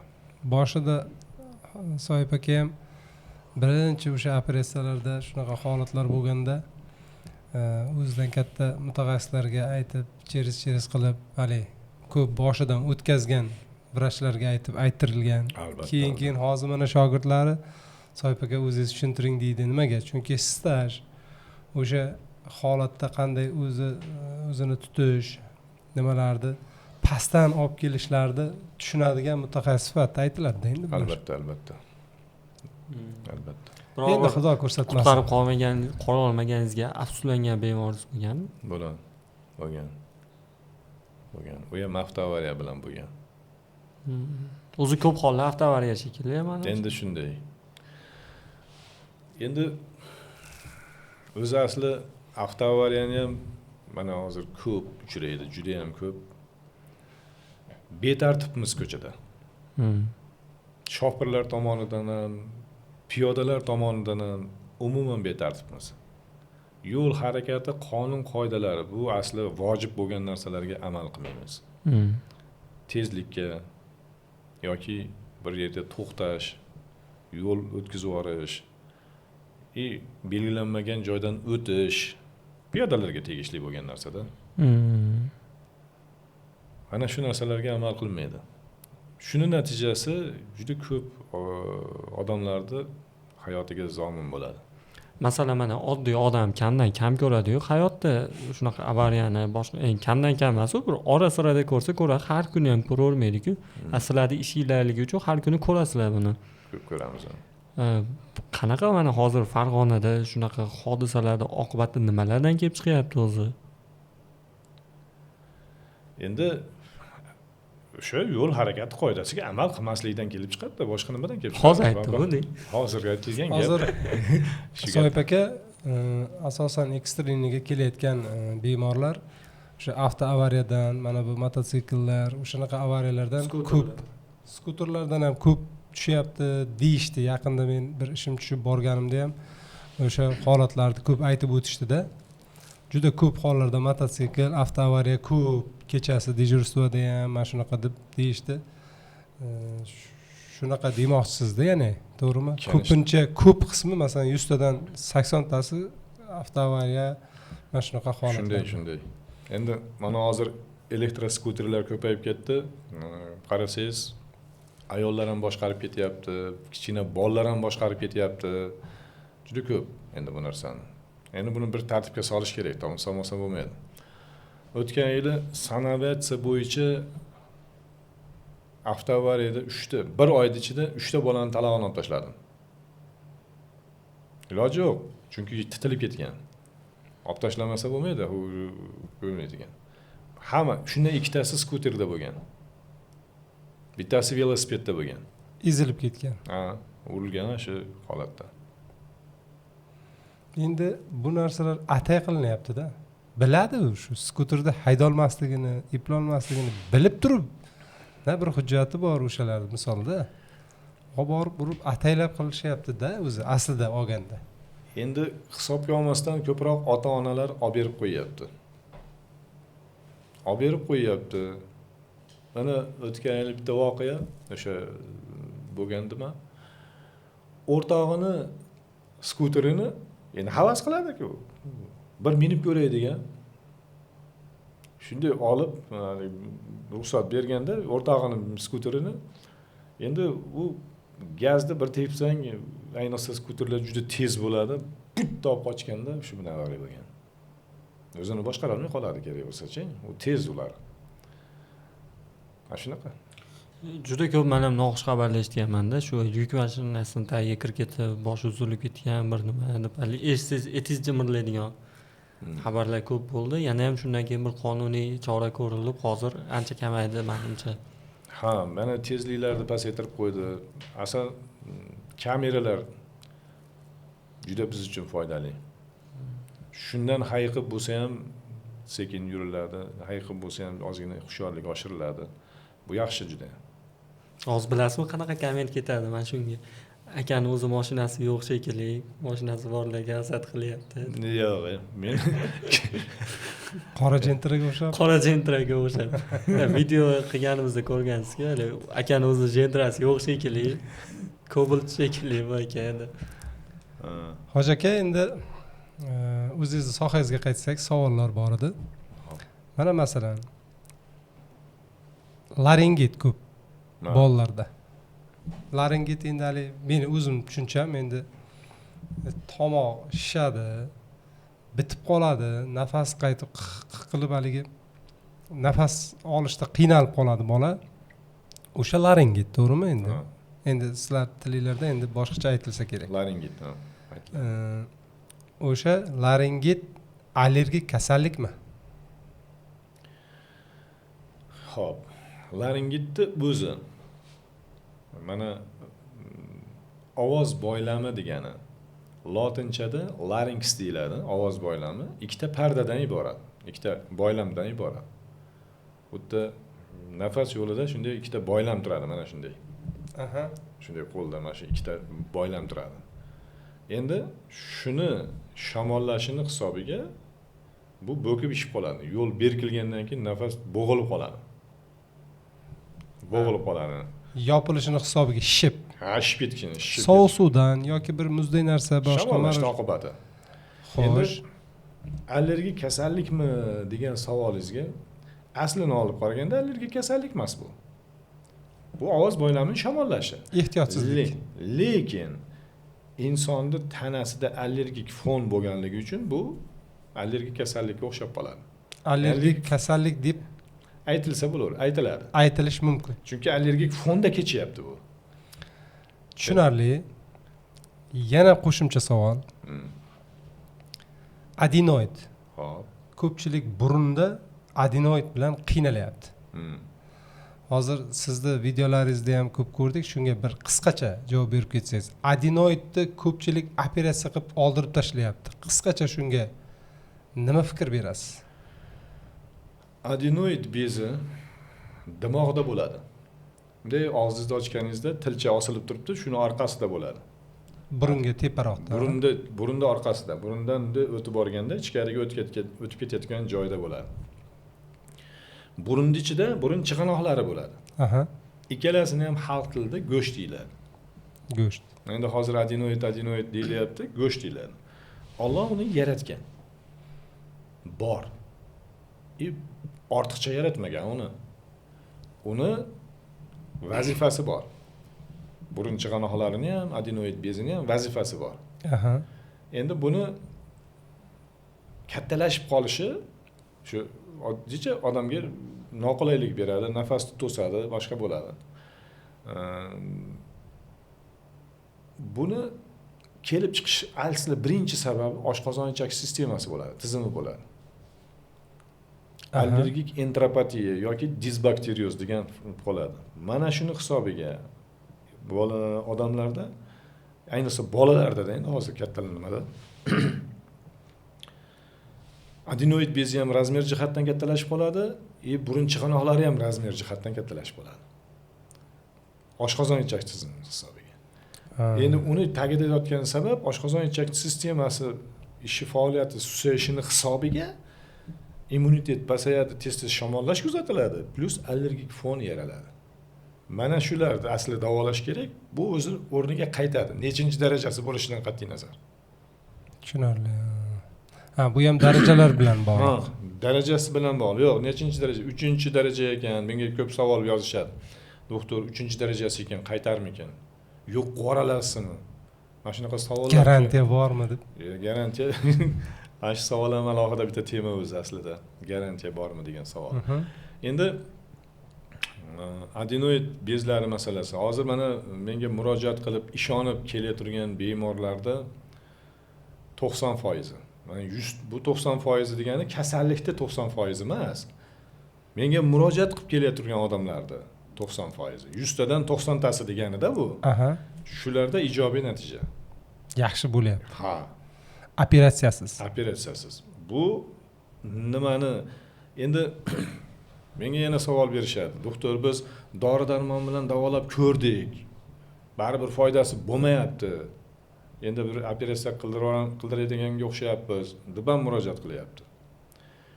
Endi kim qaysi uslubda davolashga bog'liq-da. Aynan meni davolash uslubimda natija katta. Aynan oshqozon ichak sistemasiga birinchi urg'u berdim-ku, o'sha narsani davolash kerak. To'g'ri ovqatlanish. Mana shu bilan katta narsa bog'liq. Shuni joyiga qo'ysak, keyin organizmda immunitet paydo bo'ladi, allergik fon chekinadi. Shu bilan bog'liq. Tushunarli, rahmat. Yana bitta savol. Mana hozir juda ko'pchilik oldinlari ko'p yosh kattalarda bo'lardi bu narsa, uchrardi. Hozir yoshlarda ham ko'p uchrayapti. Sizni videolaringizda ham ko'p eshitdik bu to'g'risida. Astma. Astma davosi tuzkonga borish kerak yoki tuz g'origa o'tirish kerak 2 kun borib yoki shunaqa lecheniya qilish kerak degan narsa bo'lyapti. Endi buni davosi o'sha tuzkonda borib yo tuz g'orida o'tirishmi yoki boshqa yechimi bormi? Boshqa yechimi ko'p. Boshqa yechimi bor. Misol, o'sha tuzkoni asli Sherobodda. Surxondaryoning Sherobod degan joyida. Menga o'sha Sherobodning o'zidan ham, Surxondaryoning o'zidan ham aynan bronxial astma bilan juda ko'p bemor keladi. Nafas qisish. Astma degani bo'g'ilish degani-da, nafas yo'lining bo'g'ilishi degani. Endi men mexanizmini o'rganishga harakat qilib ko'rmadim shu tuz koni masalasida. Tuzdagi shu tuz g'orini ichida o'tirib, undagi qandaydir bir o'sha tuz antiseptik, ya'ni mikroblarni o'ldiradigan, keyin mana go'shtni tuzlab qo'yamiz-ku. Go'shti nima uchun tuzlanadi? Aynimaslik uchun tuzlanadi. Eskidan xolodilniklar bo'lmagan paytda odamlar go'sht tuzlab qo'ygan. Mazali bo'lish uchun emas, birinchi uni aynimaslik uchun. Tuz gipertonik eritma hisoblanadi. Gipertonik degani o'ziga suyuqlik topdi. Mana gipotonik bor, gipertonik bor. Giper degani bosim yuqori degani. Tabiiy holatda mana fizikada o'rganganmiz, o'qiganmiz. Bosim yuqori joyga bosim past joydan tortiladi. Ya'ni o'sha bosim neytrallanish uchun. Endi o'sha tuz g'oridan kela turgan o'sha tuzli nimalari ichkariga kirib borgandan keyin haligi bu allergiyada hujayralar ishi bo'kib ketadi. To'qima bo'kib ishib ketadi. Shuni hisobiga qisilib qoladi-da, yo'l to'siladi, yo'l torayadi-da. Endi shu tuz nimasini hisobiga haligi to'qimani ichidagi suyuqlik so'rilib, nimaga so'rilib, nima qisqarib kamayadi. Vaqtinchalik ekan. Bu ham vaqtinchalik narsa deb o'ylayman, lekin bu bilan ham yaxshi bo'lib ketgan bemorlar ko'p. Biz uni to'liq vaqtinchalik deb ayta olmaymiz. Masalan, havo almashtirish bilan ham yaxshi bo'lib ketganlar ko'p. Bor shunaqa natijalar. Bu Allohning mo'jizasi. Hech qachon aytyapmiz, dard Allohdan, shifosi ham Allohdan. Qayergadir yashirib qo'ygan, kimgadir sabab chiqib qo'yadi. Faqat izlanishdan to'xtamaslik kerak. Tuz g'orimi, havo almashtirishmi, parhez bilan ham zo'r yurganlar bor. Faqat unga intizom kerak. Ya'ni ishonch kerak. Masalan, oddiy allergik kasalliklardan yantoqni damlamasi bilan ham yaxshi bo'lib ketganlar juda ko'p. Ibn Sinoning kitoblarida yozilgan. Lekin bitta shu narsani o'zi kamlik qiladi. Buni haqiqiy davolash kerak bo'ladigan bo'lsa, kompleks davolash kerak. Aynan bronxial astmani. Bu allergik kasalliklarning bitta turi. Tushunarli. Bronxlarning ichida. Shunaqa bemorlarni ko'ryapmiz, terida toshma. Bo'rtib ishib ketgan. Bir kun kelib, ularda nafasi ham qisyapti. Nimaga o'sha teridagi bo'kib ishib turgan haligi toshmalar nafas yo'lida, ichkarida, bronxlarda ham ishib bo'kib ketadi. Bu bronxit bilan bog'liq. Allergiya bilan bog'liq. Bronxit endi yana bir narsani aytish kerak bu yerda. Allergiya bilan shamollash, egizak. Ko'pincha shunaqa tushuncha bor. Allergiyani nima bilan aralashtirib yorma, shamollash bilan aralashtirib yorma. Shamollashga antibiotik buyurasan, bunga qilasan, allergiyaga bu narsa kerak emas deyshadi. Yo'q, bular egizak, ikkalasi birga yuradi. Ikkalasini bana kompleks davosining ichida ikkalasini ham davolash kerak. Shamollash bilan allergiya ikkalasini ham davolash kerak. Biz o'sha limfatrof ukol qilamiz. Tomoqdan traxeya oldiga, polniy shu o'pka bronxlarga ta'sir qiladigan qilib, traxeya oldiga qilamiz. Jag' ostiga qilamiz. Bu ovoz boylamidan yuqori qismga ta'sir qiladi. Endi buni anatomiyani gapirish ko'pchilikka tushunarsiz bo'ladi. Qaytadan qilishimiz ahamiyatli xolos. Ko'pchilik shu limfatrof ukol bilan davolab oryapsizmi degan savol ham berishadi. Yo'q, u limfatrof ukol bilan antibiotik qilamiz. U shamollashga. Kompleks davoni ichida shamollash bilan kurashmasak bo'lmaydi. Allergiya bilan kurashmasak bo'lmaydi. Shularning ichi bir-biriga. Qo'shimcha to'g'ri ovqatlanish. To'g'ri ovqatlanishlar ketadi. Endi tanani allergenlardan tozalash uchun birinchi o'rinda tashqaridan tushishni to'xtatish kerak-da. Qanday qilib to'xtatamiz? O'sha kranni qanday qilib buraymiz? YouTube'da allergiyani kelib chiqish sabablari deb video berganmiz. Даже 2 ta hozir bo'ldi. O'shani tomoshabinlarimiz ko'rib olishlari mumkin. Ko'rsa bu narsani beradi. Endi biz u yerda sabab ko'rib chiqqanmiz. Sababni o'sha sababni bartaraf qilinsa yechim bo'ladi o'sha bilan. Yechimlar ham berganmiz. Odamlarga lo'nda qilib og'ziga chaynab solib qo'ysangiz ham yutib olish qiyin juda. Tushunarli. Yechimlari ham o'sha yerda ko'rsatilgan. Bor ko'rsatilgan. Sohib aka, mineral suvlar ichib tursa, allergiya chalinish ehtimoli qanchalik kam bo'ladi yo boshqacha farq qiladi? Endi mana mineral suvlar, ayniqsa filtrli suvlar bu organizm uchun juda ham foydali. Bu ham tarkibida juda ko'p chiqindi narsalar ushlaydi. Juda ko'p chiqindi narsalar ushlaydi. Bularda organizmga, конечно, o'tirishi bor. Og'ir metall tuzlari suv tarkibida bo'ladi. Filtrlanmaganda aytyapsiz. Filtrlanmaganini aytyapman. Filtrlangan suvlarni men hammasini juda ham yaxshi ko'raman. O'zim uyga ham filtr o'rnatganman hattoki. Hozir filtrlanmagan suvni deyarli hech kim kelmaydi. Eshitdinglar, demak bizni homiylarimiz salomatlik uchun foydali ham hisoblanadi. Albatta, albatta. Va qanaqasini olishni bilasizlar, dunyo suvlari. Albatta. Vazifamizni bajarib oldinglar, endi davom etaveringlar. Soyib aka, endi bizda sizga qisqacha savollarimiz ham bor. Nurmuhammad, Undan oldin nimani beraylik? qaysini? 6 oygacha suv berish kerak, bermaslik kerak. Ovqatlanish masalasida. Ovqatlanish, suv berish. Qaysini? Hali to'g'ri ovqatlanish bo'yicha. Yo'q, mana Soyib aka video qildi. 6 oygacha suv berish kerak deyilgan.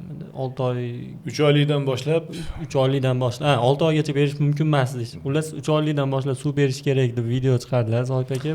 Chaqaloqni. Chaqaloqlarga. Boshqalar, "Sen nima deyapsan? 6 oygacha nima-yu, berib bo'lmaydi-yu, u bu bir narsalardi." Keyin ikkinchisi ovqatlanish bo'ldi.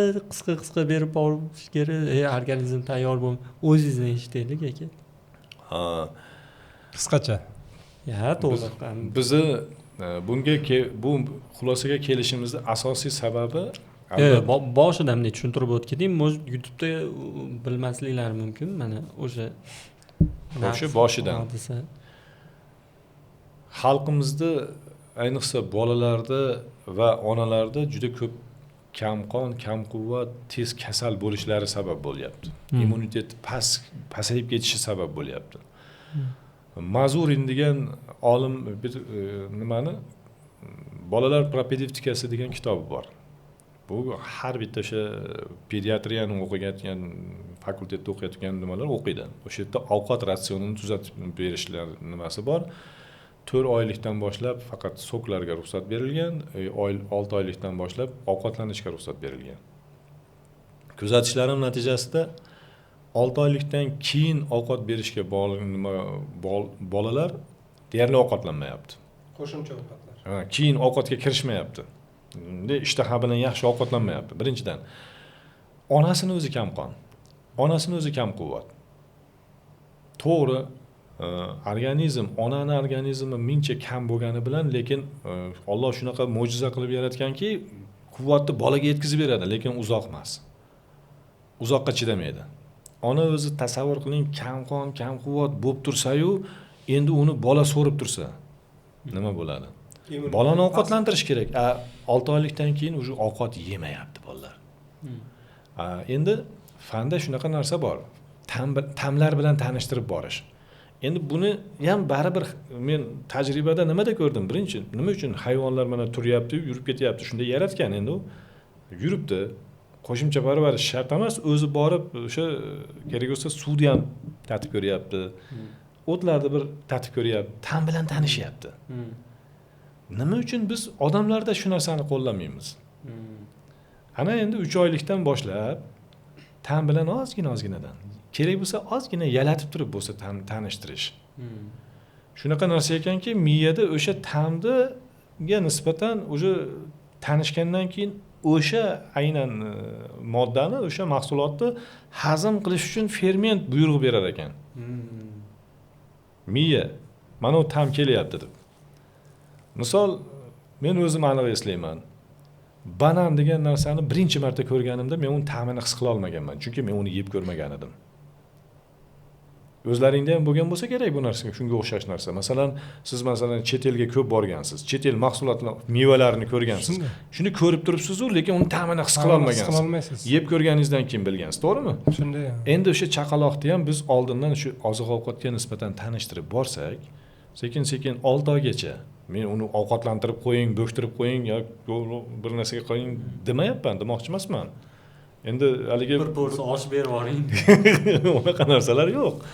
Endi qarangda, o'sha holatda tanishtirib borsak, men mana 10 ta bemorni ro'yxatni nimaga oldim-da, e'tiborga oldim. aynan shunaqa tavsiya berganlarimda e'tiborga oldimda. Hammasi zo'r ishtaha bilan ovqatlanish. O'zimni yaqinlarim. Yaxshi. Endi o'sha 6 oylikgacha kutib ovqat bermaganlarni kuzatib bordim. Ular ovqat yemayapti. Faqat onasi emizgan bo'lyapti. Endi Qur'oni Karimda 30 oygacha emizilsin degan joyi bor-da. Shunaqa nima joyi bor? 30 oy degani bu 2,5 yosh degani-da. Endi juda ko'p onalar 1 yoshda, 1,5 yoshgacha ham juda ko'pi, aksariyati bor, 2 yoshgacha ham emizib borayotganlari bor. Kam juda. Juda ham kam. Qarangda, endi erta chiqarib qo'ysa, baribir ovqat beryapti-ku. Hazm qilishda ko'p onalar aytadi, doktor ovqat umuman yemaydi, faqat yemadi. Haligi holi qurib ketgan, unday qarasangiz o'zi bilinib turadi-da, haligi onani nimasi. Endi biz onani ham saqlashimiz kerak. Bolani ham rivojlanishini o'ylashimiz kerakmi? Bolani shuning uchun ta'mlar bilan tanishtirib borish kerak. Mana shundan xulosa kelib chiqib aytdik. Endi biz o'sha Instagramda ketgan nimada bizni alohida suhbatimiz bor edi. Suhbatdan ma'lum bir qismi kesib olib turib berilganda, shu joyda endi haligi ma'lumot to'liq bo'lmaganligi uchun erta endi hali negativchilar albatta o'zlarining fikrlarini bildirishdi. Rahmat, ularni boriga yaxshi. Chunki falsafada qarama-qarshilik birligi rivojlanish asosi deyilgan joyi bor. Yana bitta qonuniyat bor, inkorda inkor qonuni. Oldin bir narsani inkor qilmasdan ikkinchi ma'lumot, yangilik kirib kelmaydi. O'shalar sizga to'g'ri chiqmadimi? Siz mana bunaqa deyapsiz ekan, palon. Yo'q. Endi bizda bilmayman, yaqinda Otabek Muhammad Zohidning bitta kichkina nimasini ko'rdik. Nima uchun bizning qo'shiqlarimiz dunyo miqyosiga chiqmayapti? Biz doim o'zimiz tanqid qilib, o'zimiz nima qiladigan xalq bo'lib qoldikmi deb berdi. Xuddi shunga o'xshash men ham aytganim. Biz o'zimiz tanqid qilyapmiz xolos. Yangilik chiqsa qo'llab-quvvatlashni bilmayapmiz. O'shaning uchun mana Xitoyda qarang. Dunyoni lol qoldiryapti. Bundan mana Trump kelib ketdi-da, nimaga? Xitoyga boshqacha munosabatda bo'lib ketdi.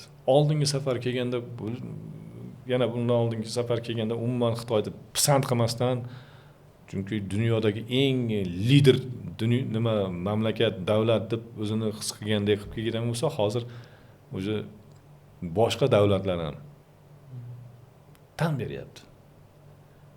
Maktabda yoki bog'chada o'zini yoshiga mos bo'lgan imtihon topshirar ekan, qandaydir yangilik kiritdi. Shuni o'rganishar ekan, shuni qiziqishar ekan, shunga alohida nima rag'batlantirish narsalarni berar ekanda, yana ham qiziqaverar ekanda bir-birini. Ular bir-birini menimcha pastga urib, ustidan kulib, ana qilmasa kerak. Lekin hali e'tibor bersanglar, ko'p xitoyliklar ko'zoynak taqib yuradi. Shu ko'p kitob o'qishning natijasida shunaqa bo'lib qolarganda ko'pida. Shunaqa ko'p kitob o'qiydi. Mana Xitoyga borganlar ko'p gapiradi, juda ko'p o'qiydi. Endi bizda-chi, biz o'qimayapmiz. Bor o'qiya turganlar, faqat o'ziga kerakli joyini o'qib, o'qishga kirib olyapti. Endi mana chet ellardan yangiliklar kirib kelyapti. Juda ko'p narsalarni olib kiryapmiz. Zavod, fabrika, nimalardadir qurib kelyapmiz. U bizniki emas u. Biz olib keldik, O'zbekistonda ishlab chiqarilyapti degan narsalarni qilyapmiz. Lekin aynan o'sha narsani yana ham rivojlantirishda o'ylash kerak-da. O'sha haligi yosh bola bor-ku, bir o'yinchoq olib bersangiz buzib ko'radi-yu. Buzib ko'rish kerak. Mana ichini bilish kerak nima ekanligini. Bir qurilish tashkilotini asoschisida yaqinda eshitib qoldim. Siz aytmoqchi. Biz dedi qurilish qilyapmiz hozir, nechtadir viloyatda, nechtadir dom quryapmiz, nechtadir uy bilan ta'minlayapmiz dedi. Xom ashyoni dedi pashti 30%ni o'zimiz ishlab chiqaryapmiz dedi. Endi u nima u? Shalaka buloq. G'ish haligi pishiq g'ish. Yana nima bo'lishi mumkin? Sement bo'lishi mumkin. nima yana shipr bo'lishi mumkin, tunuka bo'lishi mumkin. Lekin asosiy o'sha tunukani ishlab chiqarayotgan zavodi Xitoydan kelyapti-da, aytgansiz. Hamma texnologiya chetdan kelyapti. Xitoydan. O'zimiz nima ishlab chiqaryapmiz? Nima anaqa qila olyapmiz? Biz mana shuni ustida ishlash kerak. Xuddi shunday. Yangiliklar to'g'risida ishlash kerak. To'g'ri, hozir jadal rivojlanib boraturgan paytda biz chet eldan texnologiya olib kirmasak, dunyoda baribir orqada qolamiz. Lekin ana shu texnologiyani ustida ishlash kerak. Yangisini yaratish kerak-da. Короче, bu tapa apparatiki. Ko'rganmisiz o'sha videoni? Xitoyda hali raketalar uchiryapti, palon qilyapti, boshqa qilyapti, hali texnologiya ko'rsatyapti-da. Shuni chiqyapti. Короче, bu tapa apparatiki. Tapni ishlab chiqaramiz. Hali ручной nima qilyapti? Tezlik. Bizdan ham shunaqa xudo xolisa narsalarda yangiliklarda chiqishini xohlaymiz. Uchini, Inshaalloh. Albatta. apparat. Inshaalloh. Albatta. Buning ichida ishlash kerak. Bu ketishda bo'lsa bo'ladi, chunki yoshlarimiz hozir endi men to'g'risi ko'zim yetmayapti. Umid bor. Mana yaqinda Marg'ilon kursi ochilishiga bordik. Qancha yoshlar Abdulboriy Marg'iloniy ekan shogirdlari. Umid bor, xudo xolasa kelajagimizda yoshlarga shunday ustozlarimiz, shunday mutaxassislarimiz bo'lib tursa, ularda izdoshlari bo'lishiga umid bor. Men yana bitta narsani aytmoqchiman shu yerda.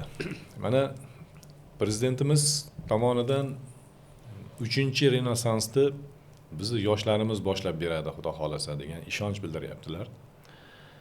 Albatta bunga yetishimiz kerak. Mana birinchi renessans ham o'zimizdan Ibn Sino bobomiz, Al-Xorazmiy bobolarimizdan qilingan yangiliklar asosida bittasi meditsinaga, bittasi mana shu hozirgi kompyuter texnologiyalariga asos solib ketdi. Bu birinchi renessans. Ikkinchi renessans ham o'zimizdan bo'lyapti-da, mana uchinchisini ham o'zimiznikilar qiladi degan ishonch bildiryapti. Ular ham shuni o'ylamayaptimi hech qilib? Yo'q. Endi qarangda, hamma o'ylaydi. Alloh taolo bizni bir mo'jizaviy qilib yaratgan. Biz institutda o'qiyotgan paytimizda 5 ta sezgi to'g'risida o'qitgan bizni. Bu ko'rish, eshitish, hid bilish, ta'm bilish. 5-chi sezgi bu taktil sezgi deyiladi. Masalan, men hozir ko'zimni yumib, shu yerda mana stakan borligini topdim. Taxminan buning ichidan ozgina sezyapmanki, taktil sezgi.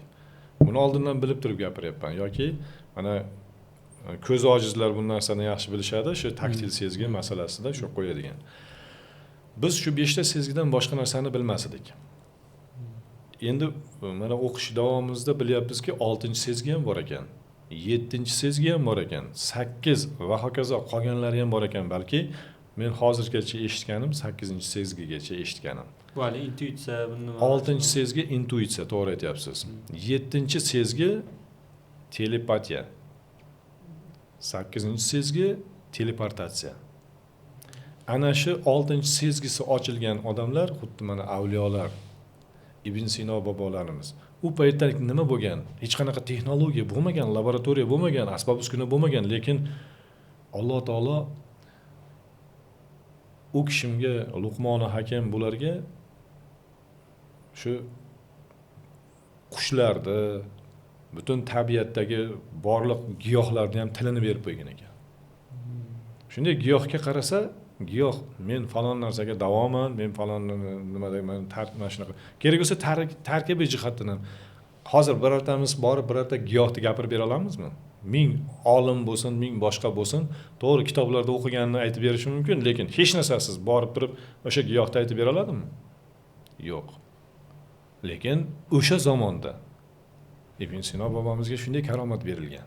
Kitoblarda varaqlab aytib berish mumkin edi. Ha, o'sha narsani, lekin aytib bera olasizmi borib turib? Yo'q, 1000 o'qigan professor bo'lsin-da yoki akademik bo'lsin, qilib bera olmaydi. Chunki Alloh nimaga Ibn Sino bobomizga, Luqmoni Hakimlarga shuni nimasini bergan, karomatini bergan. Shuning uchun o'sha zamonda tip qonunlarini yozib qo'yibdi. Tushunyapsizmi? Al-Xorazmiy bobomizga shunaqa karomat bergan. Izlanish, shuni diliga solgan. O'sha 6-sezgilar, 7-sezgilar ochiq bo'lgan. O'shalar bergan. Mana qarang, yana insonni yurgan turgan joyingizda o'sha 6-sezgi bilan tug'ilganmiz biz o'zimiz. Tug'ilishda shu sezgi bilan tug'ilganmiz. Qarayapsizmi? Lekin hayot davomida bu sezgini biz his qilmay qo'yamiz. 6-sezgi bor. Hammada bor. Alloh bu bilan dunyoga keltirgan bizni. Faqat haligi qanday bo'lib yo'q bo'lib ketadi? 6-sezgi. Hayot davomida mana farzand katta qilyapsiz, tek o'tir, jim o'tir, esli bu doim biz orqaga qaytaramiz-da. Tanbeh beramiz. Uni 6-sezgi sizga bilan biznikidan juda ham kuchliroq ishlangan. Shunaqa eksperimentlar o'tkazilganki, bolaga qo'lingizga bitta narsani yashirib turib, shokoladni yashirib turib, qaysi qo'limda adashmasdan topadi-da. Nimaga? Uni 6-sezgisi bilib turibdi shuni. Shuni ham bilmaydimi ekan deb o'ylar ekanda bolalar. Ana endi maktabga boryapsiz, a'lochi bo'lish kerak, boshqa bo'lish kerak. Xullas o'sha 6-sezgi sekin tanbehlar hisobiga shakllanadi. Yo'qolib ketadi. Ha, u sezmay qoladi. Bolalarda shakllangan narsa-chi? Yo'q, shakllanganlari bo'ladi, lekin tug'ilganda bo'ladi deyaptilar, keyin yo'qolib boradi. Keyin yo'qolib ketib qoladi. Buni birov hissiyot qilib bermaydi. Institutga borganda bizda 5 ta sezgini o'qityapti. Aslida bor o'sha narsa. Mana bu narsa bizga qanday namoyon bo'ladi? Ko'pincha yurib ketayotganingizda yoki bir hayotda yurganingizda bitta g'oya kelib qoladi. O'sha 6-sezgi Alloh tomonidan sizga berilyapti. Yangilik, g'oya. Bir biznesni boshlab oldingiz, oldingizga maqsadni qo'ydingiz, mana shu narsani qilaman deb. Nima qilsam bo'lar ekan degan o'yda ketyapsiz. Alloh sizga o'sha o'yga yordam beradi. 6-sezgi orqali. Shu sezgi orqali keladi shu narsa. Kimdir tushiga kiradi. Masalan, Mendeleyev davri sistemasini tuzgan inson Dmitriy Mendeleyev tushiga kirgan. Ana shu Mendeleyev davri sistemasini chiqarish tushiga kirgan. Bu nima? Alloh solgan uni dilga. O'zimiz bo'lmaydi. Newton butun olam tortishish qonuni, yerni tortishish qonunlarini ishlab, shunday uxlab yotganda olmaning tagida olma tushgan. Bu o'zidan o'zi emas, bu Alloh tomonidan berilgan. Xuddi mana shu 6-sezgi. Mana men kerak bo'lsa xalqimga, kerak bo'lsa butun yoshlarimizga mana shu 6-sezgi to'g'risida gap boshladim, endi tavsiyam. Shundayki, cho'ntagingizda bloknot olib yuring. Kichkina любой bitta qog'ozmi, shu nimadan, chernovik bo'lsa ham. Shu yuzga kirgan narsami, nimadir g'oya kirib qoldi. Nimadir shu yangilik qandaydir keldi. Lep etib keladi-da, u narsa tez yo'qolib qoladi. Tez yo'qoladi. O'sha 6-sezgiga kelgan narsa bo'ladi o'sha narsa. O'sha paytda yozib qo'yish kerak, chunki esda qoladi. Nimaligini tushingizga kirdi, yaxshi yangilik kirib qoladi. Men bu bilan biz nimaga chiqishimiz mumkin? O'sha narsa bilan yangiliklar yaratishimiz mumkin. Aynan o'sha 3-rezonansda mana shu yangilik burilib ketib qolish kerak-da, yangilik tomonga qarab ketib qolish kerak-da. Ana shu bloknotni olib yuring-da, buni farzandlarga ham o'rgating-da, o'sha yangilik narsani shunday ko'rib bilib qoling, yozib qo'ying. Shuni o'rgatish kerak. Keyin uni kelib muhokama qilgan holatda uydagi katta bloknot, daftar, maqsadlar yoziladigan, rejalar yoziladigan bloknotga qo'shing. Har safar yozib boring, shuning ichidan eng ma'quli sekin sizning miyangizga kirib boradi-da. Ana shunga o'xshash yangiliklar, hali ochilmagan yangiliklar ochiladi. Ana shunda 3-renesansda biz asos sola olamiz. Birov yozib ketgan kitobni o'qib yodlab olganimiz bilan haligi berishdi-ku, mana 6 oylikdan deb bir o'zlaricha tasavvur bilan video berishdi. Bizni videomizni olib turib, asoslangan bir hujayra darajasida bir narsa berishyapti.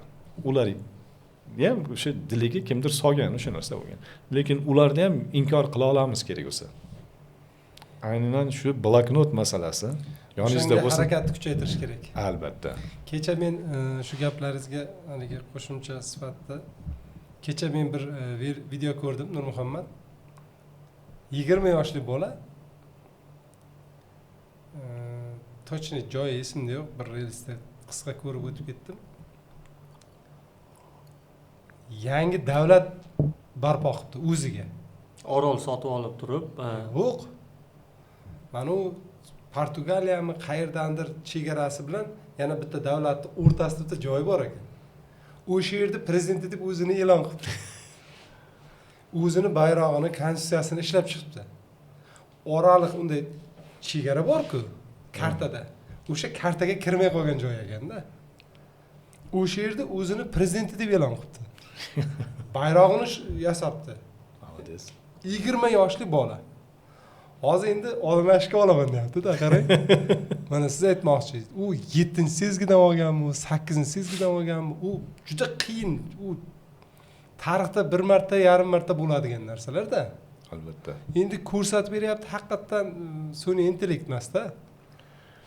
Ikkita davlatni qaysidir nimasidan, kartasidan tashqarida katta joyda. Endi u masalan 100 ming gektar joy bo'lsa ham ko'p. U o'sha yerda prezidentida zato. Men detskiy xirurg bo'lganim o'tgan asrda 70-yillarda detskiy xirurgiya degan 2 tomli kitob yozilgan. Isakov bilan Daletskiy degan odamlar. Shulardan bittasi SSRda главный детский xirurgi bo'lgan, ikkinchisi Moskva oblastini главный детский xirurgi bo'lgan. Shu kitob yozishgan ekanlar. Taxminan 80-yillar, ya'ni 80-85-yillarda именно Daletskiyning o'zi yo Isakov yo Daletskiy ikkovidan bittasi katta bir anjumanda o'zini kitobini shunday qo'lga olib, endi bu kitobni o'qimanglar, tashlaylar buni musorga. Bu kitobdagi ma'lumotlar eskirdi. Endi sizlar mana bu kitobni o'qinglar deb boshqa odamni kitobini tavsiya qilyapti. Bo'lib o'tgan voqea shuni ichida bo'lgan odamdan eshitganman buni. O'zini kitobini tavsiya O'zini inkor qilyapti. Mana haqiqatda tan olish. Har qanday kitob Qur'ondan tashqari, hadislardan tashqari hamma kitob eskiradi. Inson yozib ketgan nimalar, avliyolardan tashqari bo'lgan kitoblar ham, yozilgan kitoblar ham, insonlar yozgan kitoblar, fan masalasida yozgan kitoblar kerak bo'lsa yangiligi chiqib eskiradi. Yangi uni o'zgartira oladi. Uni bandasi yozgan, mana shu aynan bandasi tomonidan ixtiro qilib yozilgan narsalar o'zgaradi. O'zgarib boradi. O'zgarmaganda biz mana shunchalik rivojlanish ko'rmas edik. O'shanda bir xil qotib turaverardik. Tushuninglarda buni.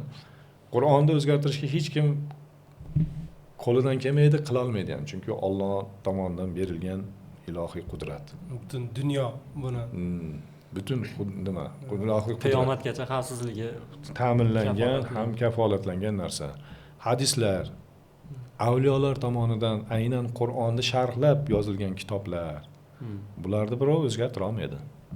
Lekin mana har xil terapevtik kitoblar bor. Men o'zimdan kelib chiqqan holda meditsina to'g'risida yozilgan kitoblarni aksariyati o'zgaradi. Uni kim o'zgartiradi? Inson o'zgartiradi. Yangiligi chiqadi. Chiqadi yangiligi. Oldinlari managi oddiy ko'z operatsiyalari singari demoqchisiz-da. Hozirki, masalan, oldin ko'z operatsiyasi bo'lmagan-ku. Implantlar bo'lmagan, tishlarga. To'g'ri. Ko'zni hozir 30-40 sekundda operatsiya qiladi. Shunday. 30-40 sekund, 1 minutga ham bor. Unaqa narsalar bo'lmagan. Eshitishimiz bo'yicha yaponlar mana nuqson bilan tug'iladi-ku chaqaloqlar. Onani qornida operatsiya qilyapti. Onani qornida borib, masalan, xromosom kasalliklari bor. Xromosomani almashtiryapti ekan. Biz ko'zimiz bilan ko'rmadik, lekin eshitganmiz. Onani qornida turib, shunaqa apparat nima, endoskop apparatlar bor, kirib borib turib shuni qilyapti. Uni qanday biladi? U haligi fan texnika shunchalik rivojlangan. Tug'ilmagan bo'lsa uni borib plan bo'lmasdan operatsiya o'tib ketsa kerak. Endi mana qarang. Mana men yana bitta eshitgan narsamni aytaman. Yaponiyada bolalar juda ham zo'r himoyalangan ekanda. Qanday himoyalangan? Davlat tomonidan himoyalangan. Misol birorta deylik, farzandingiz bilan birorta do'konga kirdingiz. Sizni farzandingiz o'ta sho'x. Hali org texnika sotiladigan do'konga kirib qoldingizda, televizor turibdi, sizni farzandingiz juda ham sho'x, shart etib haligi bittasini urib sindirib yubordi. nimadir to'polon qildi, sindirib yubordi. Shu darajada hech kim unga indamas ekan. Ota onasiga ham ishtiraf ham solinmas ekan. Yaponiyada. Aha. Davlat o'shani qoplab berar ekan.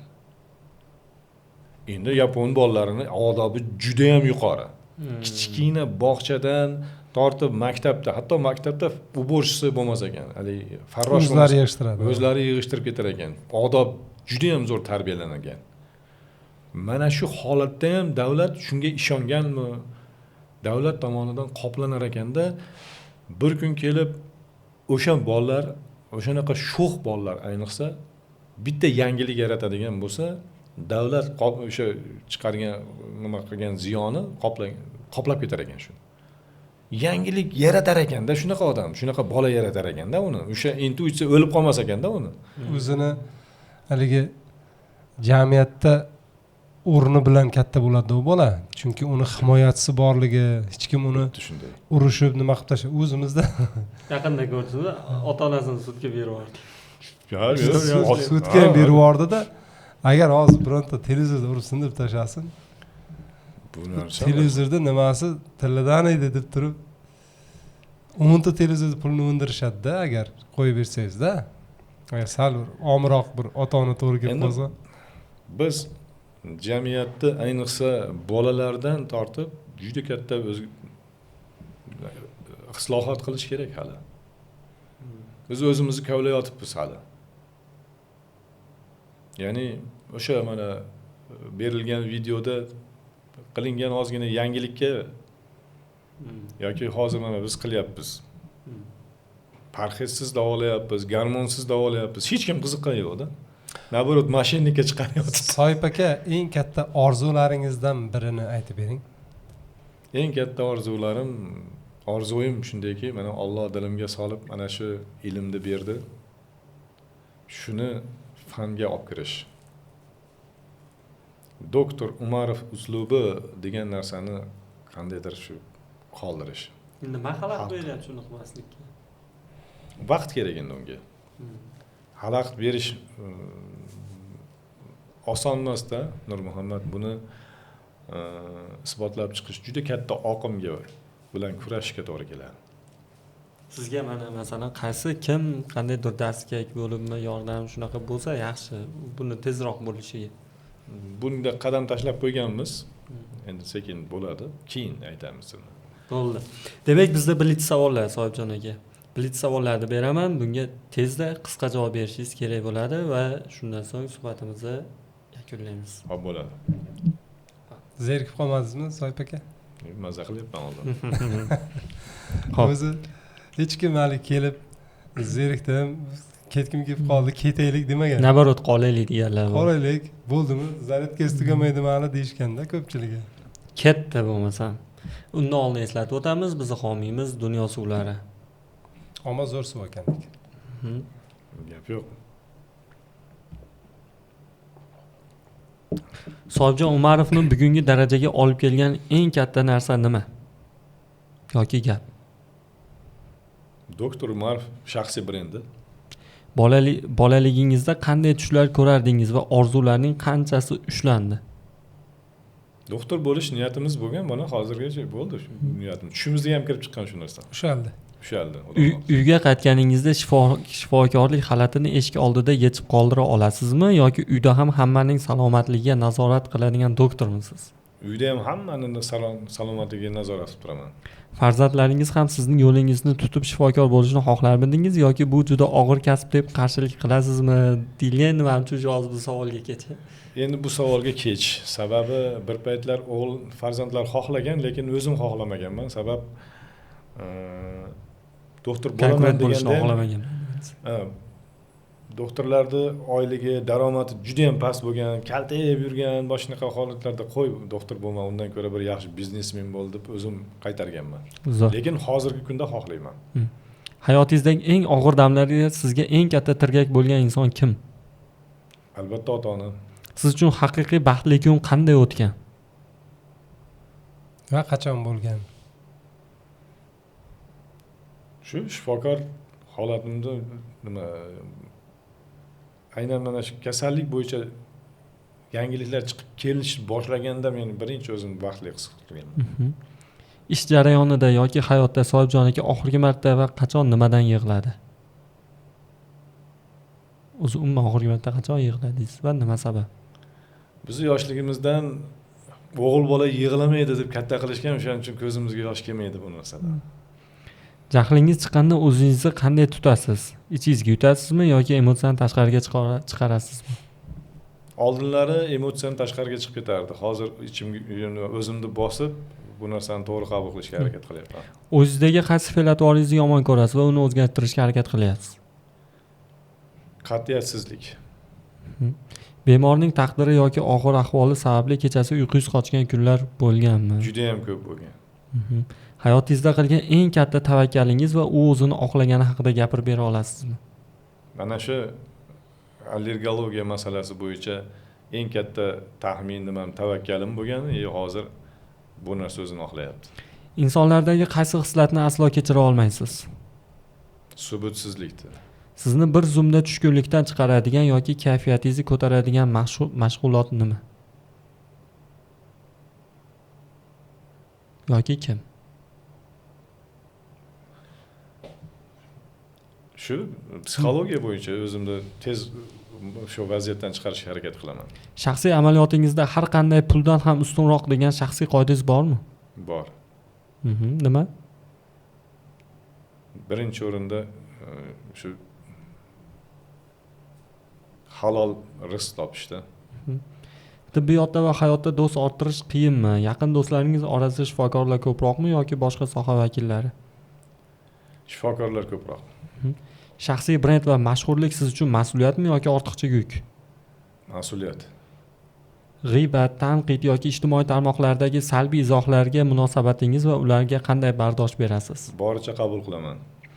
Agar sizga $1 million berilsa va uni faqat o'zingizni shaxsiy rohatingiz uchun ishlatish shart bo'lsa, nimaga sarflagan bo'lar edingiz? Oho. Tasavvurimizga sig'maydigan summa beryapsiz-ku.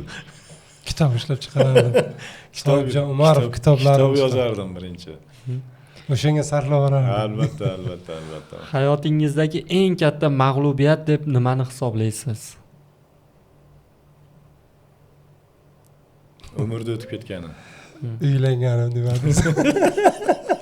Bu lotereyani boshqasi o'chirsa bo'lmasmidi deydi. Dadasi, siz meni lotereyamga chiqqan yutug'imsiz desa nima deydi? Shu lotereyani boshqasi o'chirsa bo'lmasmidi. Insonning ruhiy holati va uning tana kasalliklari o'rtasida bog'liqlikka ishonasizmi? Va bu menimcha ishonasizmi? O'ta ishonaman. Bugungi Sohibjon Umarov 18 yoshli Sohibjonga nima degan bo'lardi? O'z ustingda ishla degan bo'lardi. Hayotda nimadan eng ko'p qo'rqasiz? Hech narsadan. Insonlar xotirasida kim bo'lib qolishni xohlaysiz? Mashhur inson bo'lib qolishni xohlayman. Ushbu dunyoda yashab o'tayotganingizda eng bosh maqsad va mazmun nima? Odamlarga naf qoldirish. Rahmat, shu bilan Blitz savollarimiz yakunlandi. Ko'rsatuv haqida fikringiz? Juda ham yaxshi loyiha tashkil qilgansizlar. Hali gapiriladigan gaplarimiz juda ham ko'p. Yana men hozir tugatkim kelmayapti to'g'risi. Keyingilarda ham yana taklif qilsalaring albatta mingdan ming rozilik bilan kelaman, qatnashaman bu narsani. Bu juda ko'p odamlarga nima beradi? Yaxshigina natija beradi. Odamlar qiziqib ko'radi albatta. Chunki ochiq suhbatda bu. O'z o'rnida ajoyib tomoshabinlar, bizni kuzatuvchilarimiz uchun ham foydali suhbat bo'ldi bugun.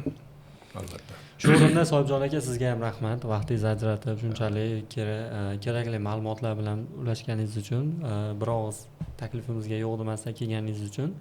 Xo'p, sizlarning ham savollinglar bo'lsa, fikringlar bo'lsa, kommentariyaga yozib qoldiringlar va albatta videoga like bosishni unutmang, chunki bu juda muhim. Ko'proq odamga shu foydali ma'lumotlar yetib borishi uchun qisqa qilib aytganda prosmotr yaxshi bo'ladi.